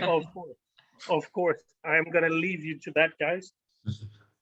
Thank you, Bye-bye, guys. Bye. All right. Bye. Okay, thanks. Bye. Bye. Merry Christmas, guys. Merry Christmas to Yeah. you. Merry Christmas. Merry Christmas. Bye. Eh ben, Charlotte, écoute, pas grand-chose à dire. On va conclure de toute façon la soirée. Je sais pas qu'est-ce que tu as pensé de ce petit line-up. C'est hyper intéressant. Après, c'est vrai que moi, j'ai pas vu tous vos lives, mais c'est vrai que souvent, ça brasse un petit peu différentes marques, différents types de rhum. Là, on peut pas les comparer les uns par rapport aux autres, mais on comprend qu'il y a un gros travail de geek, quoi. Enfin, tu vois, bon, bah, déjà sur l'élevage, sur le finish, sur le degré, et puis après sur l'histoire. Et je pense que c'est ça aussi qui est beau. Alors, moi, c'est une marque que j'apprécie beaucoup parce qu'on peut avoir des choses beaucoup plus, alors pas simple, c'est pas forcément le terme, mais des choses qui sont plus classiques. Tu vois, quand il parlait du Panama, et c'est vrai qu'on avait fait une sortie Panama 2010 en fumadaire et qui avait vachement plu en fait, parce que c'était hyper complexe, ça apportait beaucoup de choses, alors que quand tu regardais l'étiquette, ça ne donnait pas envie. Bon, là, c'est vrai que finalement, les 3 qui ressortent le mieux, c'est le Barbade, c'est les 2 Guyana, et du coup, là, c'est vraiment des classiques. Hein. Ils ont, à part le Barbade où il y a eu un petit finish, mais c'est vraiment des rhums d'histoire et qui retracent vraiment un style. Mais je trouve que, par exemple, le Cuba est hyper intéressant parce que c'est vrai que tu le dégustes à l'aveugle, tu sais pas trop où tu es. Alors, le bois est vraiment marqué, mais ça lui donne beaucoup de complexité, ça lui donne des notes épicées. Et c'est ça qui est intéressant. Donc, voilà, c'est vrai qu'on est à l'heure où il y a beaucoup d'embouteillages. On l'a vu au 1802 ce week-end. Et il a raison quand il dit parfois on va trop sur les brutes de fût, juste on essaie de trouver une barrique avec un 25 ans, un 30 ans d'âge, avec d'une distillerie hyper cotée. Mais il y a aussi vraiment tout ce travail à faire, que ça soit sur la réduction ou que ça soit sur l'élevage. Et puis aussi, arriver juste à faire découvrir des single casks ou des single barrels sur des pays producteurs de rhum qui sont plus classiques, quoi. Donc ça, c'est chouette, quoi. Et puis après, c'est le personnage, hein, c'est tout ce qu'il raconte, ses voyages. Voilà, ça fait partie de lui aussi. C'est que je sais qu'il y a des trucs qu'il fait en direct. Tu vois, il est distributeur de Worsley Park, donc il y a des choses qu'il fait en direct avec les distilleries. Quand il parle de Guyana, il ne source pas directement. Je ne pense pas qu'il source directement, mais il y est, quoi. Il y est, il a goûté, il allait voir. Donc après, voilà, il y a des choses qui directement maintenant, hein. Je pense que c'est là-bas. Ouais, donc, j'espère. Voilà. Mais ça fait quelques fois qu'il y va. Hein. Ça fait quelques fois parce qu'il y était déjà en février l'année dernière. Et je rigolais, tu vois, quand je disais qu'il allait peut-être pas revenir parce qu'il avait été bloqué par le Covid et que les autorités danoises n'acceptaient pas qu'il revienne. Là, c'était le moment où ils avaient ouvert le confinement. Donc, il était en février et il s'est retrouvé à rester 1 mois et demi de plus. Donc, il n'était pas mécontent. Mais bon, c'était un petit peu quand même compliqué avec le boulot. Donc c'est ça qui est intéressant sur cette marque, quoi. C'est pas juste voilà, on sort des monstres. Il y a des monstres et il y a des choses qui méritent aussi d'être regardées, d'être dégustées et de comprendre. Voilà. je peux dire que franchement, j'ai été surpris par les 5 et agréablement surpris, hein, parce que ça pourrait être voilà, mauvaise surprise aussi. Ouais, vraiment, il y a rien à redire, hein, sur la sélection, sur le travail de Josh. Et Gregor, ceci, qui est moins intervenu ce soir. Oui, c'est vrai que Joshua est plus l'image de la maison et, parce que c'est un des fondateurs. Il avait fondé ça avec son frère et d'autres partenaires. Gregor, il est arrivé plus tard. Moi, je l'ai vu plusieurs fois. Et aussi, il fait vraiment partie de l'univers, mais ils sont plusieurs vraiment à être dans ce travail-là. Et tu vois, quand il dit, je ne sais plus combien il disait, il avait plus de 3000 barriques.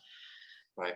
C'est juste impressionnant. Et c'est vrai que tu te dis. C'est 1300, mais.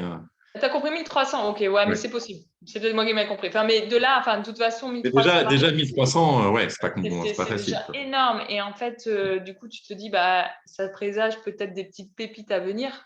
Et j'en suis sûre. Il nous a vendu du rêve, là. Mais même moi, tu vois, là, je vais. Donc, moi, j'attends des échantillons, là.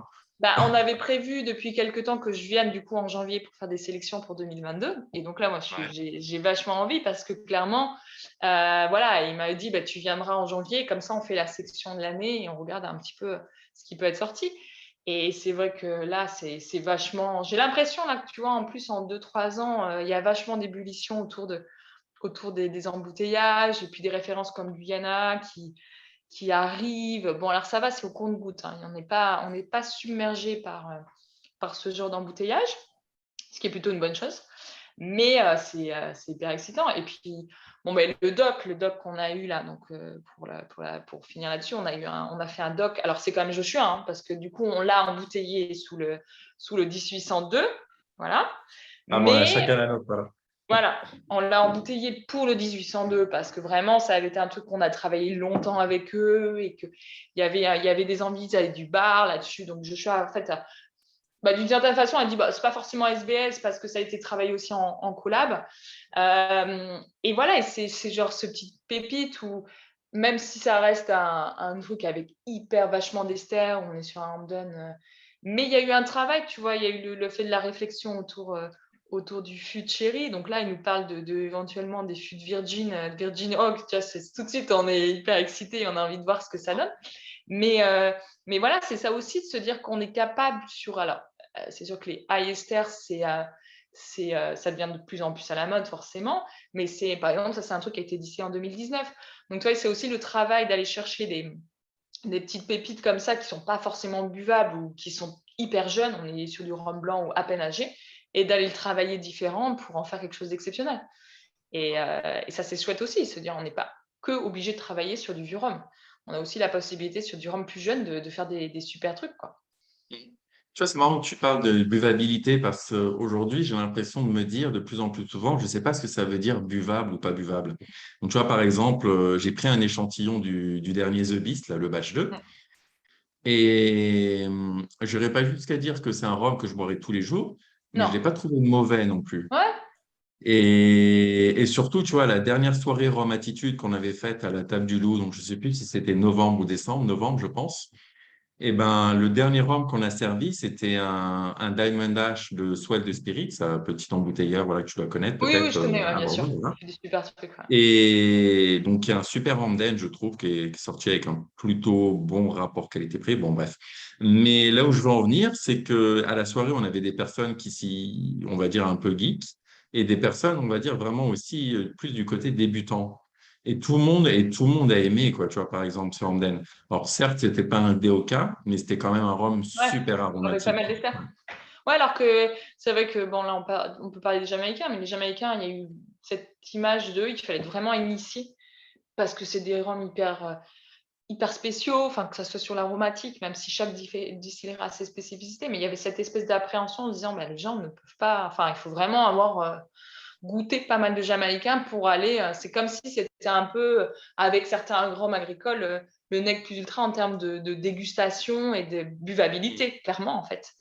Et bon, mais ça, c'est aussi parce que ça change. Et je pense qu'on est dans une période où les gens ont vachement évolué en termes de rhum, en termes de connaissances, et que c'est des références aussi qui arrivent sur le marché beaucoup plus simplement. C'est vrai que nous, même moi, en tant que petit distributeur, j'ai une autre marque qui fait du jamaïcain et qui, je trouve, le fait plutôt bien. Alors, il y en a un avec de l'assemblage de Barbade, mais tu vois, qui donne une certaine accessibilité aussi à tout type de personnes et qui aussi donne envie d'aller sur ces références-là et d'aller chercher un petit peu plus loin, quoi.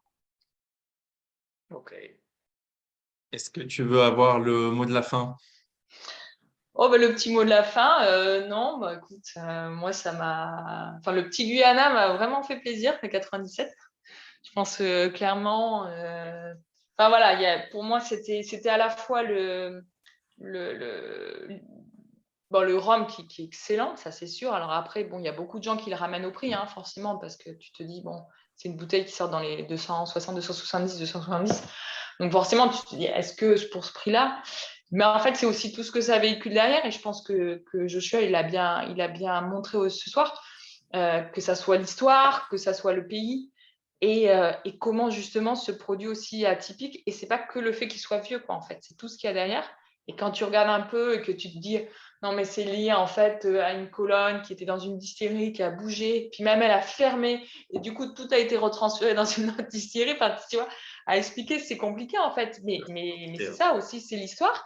Et se dire, bah, ce fût, il est resté, quoi. Il est resté, il a continué. Bon, après, il a voyagé, bien sûr. Mais voilà. Et c'est aussi ça qui est beau dans le rhum, c'est l'histoire et l'histoire de chaque pays parce qu'il va avoir cette spécificité et la culture qui est vraiment qui est prenante en fait au niveau du pays. C'est vrai que les rhums Demerara, c'est pas facile. Et tu vois, par exemple, je me suis laissé piéger par le 2006. Ouais, moi Parce que aussi. quand j'ai vu Ouais, l'étiquette au début, je me suis dit, bah, c'est Diamond, c'est un rhum de ouais, colonne. Alors qu'en fait, non, c'est la distillerie et c'est bien Versailles REV, quoi. C'est ouais, vachement piégeux, quoi. ouais. Ok. Mais ouais, je te rejoins sur le Skeldon, il était top. Et j'ai beaucoup aimé aussi le Roclet, là, le Barbade 2000. Ouais. Mais c'est pareil, Et ça je c'est vais aussi attendre. l'histoire, tu vois. Hmm. C'est aussi l'histoire. Surtout que bah, je ne savais pas du tout qu'il y avait ce rhum, donc j'étais encore. C'était la bonne surprise, quoi. Ouais, par contre, c'est vrai que Et par contre, c'est enfin, peut-être dommage ou pas, mais pour le coup, SBS ne va pas communiquer directement sur la distillerie. Voilà. Là, on ne l'a pas trop expliqué, mais c'est vrai qu'il y a certaines distilleries où ils ont l'autorisation de le dire et on peut l'écrire sur les fiches techniques ou autres. Pour autant, ils ne vont pas spécialement le mettre sur l'étiquette. Par exemple, je sais très bien, le Jamaïque, c'est un Worthy Park, ils avaient tout à fait le droit de le dire et il n'y avait pas de souci par rapport à ça, et même le Barbados. Et en fait, ce n'est pas quelque chose qu'ils ont voulu mettre sur l'étiquette. Voilà, ils focalisent plutôt sur l'origine. Et je pense que c'est aussi pour pas forcément être juste une étiquette, que les gens aillent sur le produit, en fait, se dire, bah, attends, en fait, c'est quoi ça? Et il y a eu des moments où on a même eu des étiquettes où on n'avait pas forcément le droit de dire le nom de la distillerie, mais c'était tellement marqué, c'était tellement évident qu'en fait, les gens, tu vois, ils trouvaient. Et c'est ça aussi qui est chouette. Et je pense que le Barbados, enfin, peut-être que d'autres seraient directement allés se dire, bon, ouais, c'est encore d'autres distilleries de Barbade, tu vois, comme toi, tu t'es fait la réflexion. Et en fait, quand tu découvres après, tu dis, ah ouais, non, mais en fait, on m'a pas tout dit, quoi. C'était pas ça, quoi. Et ça, il aime bien faire ça aussi, Joshua. Il aime bien faire ça. Parce qu'avant, sur les anciennes versions SBS, on avait quand même distillerie. Il avait mis un petit encart distillerie. Et là, il n'y est plus. Je crois, depuis 2-3 embouteillages, il n'y est plus. Et c'était une volonté aussi, voilà, de ne pas forcément l'écrire dessus parce qu'aussi c'est de l'embouteillage indépendant et qu'il y a certaines maisons qui n'acceptent pas forcément que le nom soit véhiculé, surtout quand c'est embouteillé, parce que c'est embouteillé au Danemark. Donc après, bon, il y a des protections au niveau de la marque, mais c'est ça aussi qui est chouette en fait, d'aller chercher, et même à l'aveugle, de se dire bon ça vient d'où, est-ce qu'on a les marqueurs, est-ce qu'on n'a pas les marqueurs, est-ce qu'ils nous ont pipoté ou pas pipoté, tu vois, enfin tu vas vite t'en rendre compte en fait. Et là, je suis en train de revenir sur les Vervilles et les 3 C'est fou, derniers, hein. le Barbade et les 2 Demerara. Là, Et le Barbade, tu vois, je le sens plus du tout de la même manière. Enfin, Ah oui, non, mais ça évolue, c'est dingue. Mais toujours le verre vide, c'est surprenant. ouais, tu sens qu'il y a une énorme oxydation, comme il reste plus grand-chose. Mais tu as raison, l'encens sur le Cuba, Oui. vraiment, hein, c'est fou. C'est vrai que Je le peux rocher dire en termes d'odeur, mais ça me rappelait vraiment cet encens, le Nac Champa, quand même. Ouais, il y a le Adrien qui roclet en est parle. très intéressant aussi, c'est vrai. Pardon? Le roclet, j'aime beaucoup le nez du Ouais, roclet. C'était un peu mystérieux lors de la prise du verre. C'était à la fois le petit côté fumé et effectivement très, très iodé. Ça me faisait un peu humide, bois humide. c'est vrai que honnêtement, tu pourrais presque te dire rapprocher d'un whisky hein, sur celui-là. Hein. Oui, C'est pas évident, hein. Alors, je ne savais pas que Joshua avait déjà embouteillé un whisky. Oh, il a fait une fois, alors je sais plus quelle était l'origine. Je le retrouverai. C'était vraiment dans les toutes premières éditions. Alors, donc ça date de 2015 ou 2016, vraiment au tout début. Il a fait un embouteillage. Il avait aussi fait un embouteillage de Danemark, parce qu'ils ont une distillerie au Danemark. Donc, on avait fait un embouteillage Danemark 2014. Donc, voilà, il cherche un peu. Je sais que là, en plus, il est sur des projets en Inde. Donc, il y a peut-être aussi des embouteillages qui vont sortir d'une distillerie qui s'est montée en Inde. Ah ouais. Et aussi, il y a une distillerie en Ghana, une vieille distillerie qui a été rachetée. Et apparemment, ils ont des stocks de vieux rhum qu'il a pu goûter. Et c'est pareil, là, il est en train de préparer des choses. Donc, c'est chouette aussi s'il peut aussi nous amener sur des contrées un peu juste pas connues, en fait, qui nous permettraient de découvrir des choses. À savoir que Joshua est moitié indien. Alors, il a un peu de famille qui est encore en Inde. Il a toute sa famille qui est une proche famille qui est au Danemark, mais il a encore des relations en Inde. Et alors, je ne sais pas si tu étais présente au salon Open Spirits à Toulouse il y a 2 ou 3 Non. semaines, mais en tout Ouais. cas, ce week-end, les Parisiens ont eu le plaisir de te retrouver au 1802 et pour le marché de Noël. Et donc, où est-ce qu'on va pouvoir te retrouver, Milhade, en 2022? Est-ce que, par exemple, vous serez au Rumfest Alors, Rumfest, oui, ouais, j'aimerais bien. Après, c'est vrai que je ne sais pas trop le Rumfest si ça sera comme les éditions précédentes. C'est vrai qu'en plus, c'est un peu compliqué avec la situation sanitaire. changer? Rumfest, après, c'est un peu plus, comment dire, c'est plus. Il y a tout le monde en fait qui peut venir, des gens qui sont novices, qui démarrent dans l'univers, ce qui est très bien. Et tu as des gens un peu plus pointilleux, donc c'est vrai que c'est un petit peu difficile aussi de présenter ce genre de produits parce que même si l'idée c'est pas du tout d'être complaisant et d'aller ne vendre qu'à des gens qui sont geeks ou qui connaissent énormément, mais je pense que c'est des produits qu'il faut aussi comprendre parce que il n'y a pas que des brutes de fût, mais les degrés sont quand même plutôt élevés, c'est sec, il n'y a aucun ajout, il n'y a pas de filtration. Il y a beaucoup de choses aussi derrière le produit parce que tu vois, c'est vrai que le Beast, c'est compliqué à vendre quand même un produit où même quand Joshua il te dit moi j'aime pas ça et je vends ça, tu vois, c'est quand même compliqué un petit peu. Et puis même nous en tant que distributeur, c'est compliqué à les. Mais pour autant, en fait, c'est aussi comprendre, c'est comprendre ce qu'il y a derrière, c'est comprendre Caroni, c'est aussi se dire peut-être que ce fût, il y a eu quelque chose qui lui est arrivé, peut-être que c'était aussi un fût d'assemblage. Donc ça allait beaucoup plus loin. Et je trouve que même si le Rumfest est génial et surtout pour développer sur des marques plus standards, c'est peut-être pas forcément approprié pour ce genre de produit parce que tu n'as pas le temps d'expliquer en fait. Tu n'as pas le temps et tu vois là on a passé 2 heures, même plus de 2 heures à expliquer juste 5 produits. Donc voilà. Pour Il n'est pas autant. très content, hein. Il est à côté là. Pardon? Je crois qu'Olivier n'est pas très content que ça ait duré 2 heures. Il est à côté, Ouais. il travaille toujours. Donc... je crois qu'on va arrêter de l'embêter. Non, mais Ah non, il a des écouteurs. Il a des peux en écouteurs. couper l'enregistrement, mais il est même pas intervenu. Il avait des boules caisses.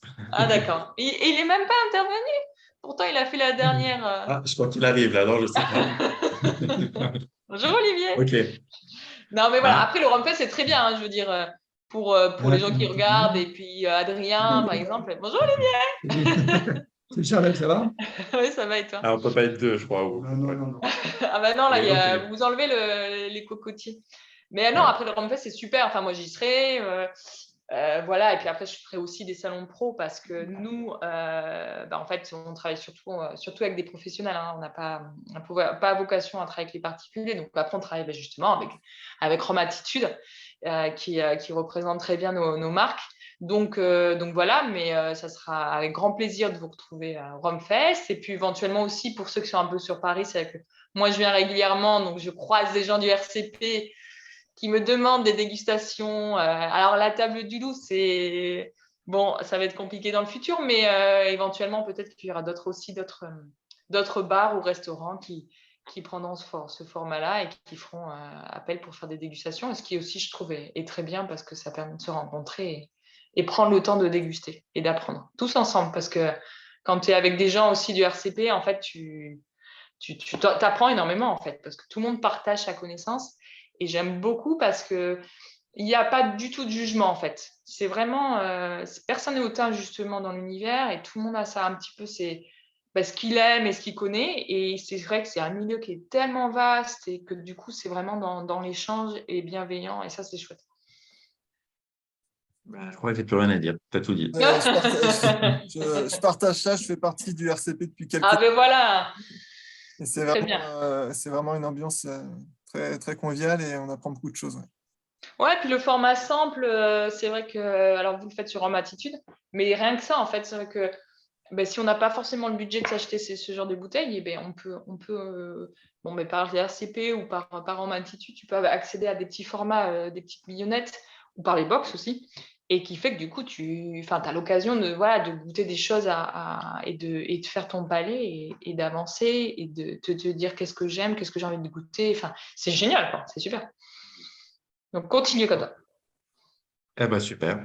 Charlotte, Voilà. merci d'être venue et Merci tu à vous. remercieras encore Josh Agrégaire. Ouais, Merci Adrien carrément. aussi d'avoir participé jusqu'au bout. Voilà. Merci Et Plaisir. François puis, pour le bon déroulement de la soirée. Merci Olivier pour nous avoir écoutés en off. j'ai été un bon MC, ça va? Ça a été très bien, ça a été parfait. Allez. Avec un bon anglais. Et puis, pour ceux qui nous ont regardés jusqu'à la fin, et ben, à la prochaine. Voilà. Allez, à la prochaine, passez de bonnes fêtes. À bientôt. Merci, Ouais, au revoir. bonne Au fête. revoir.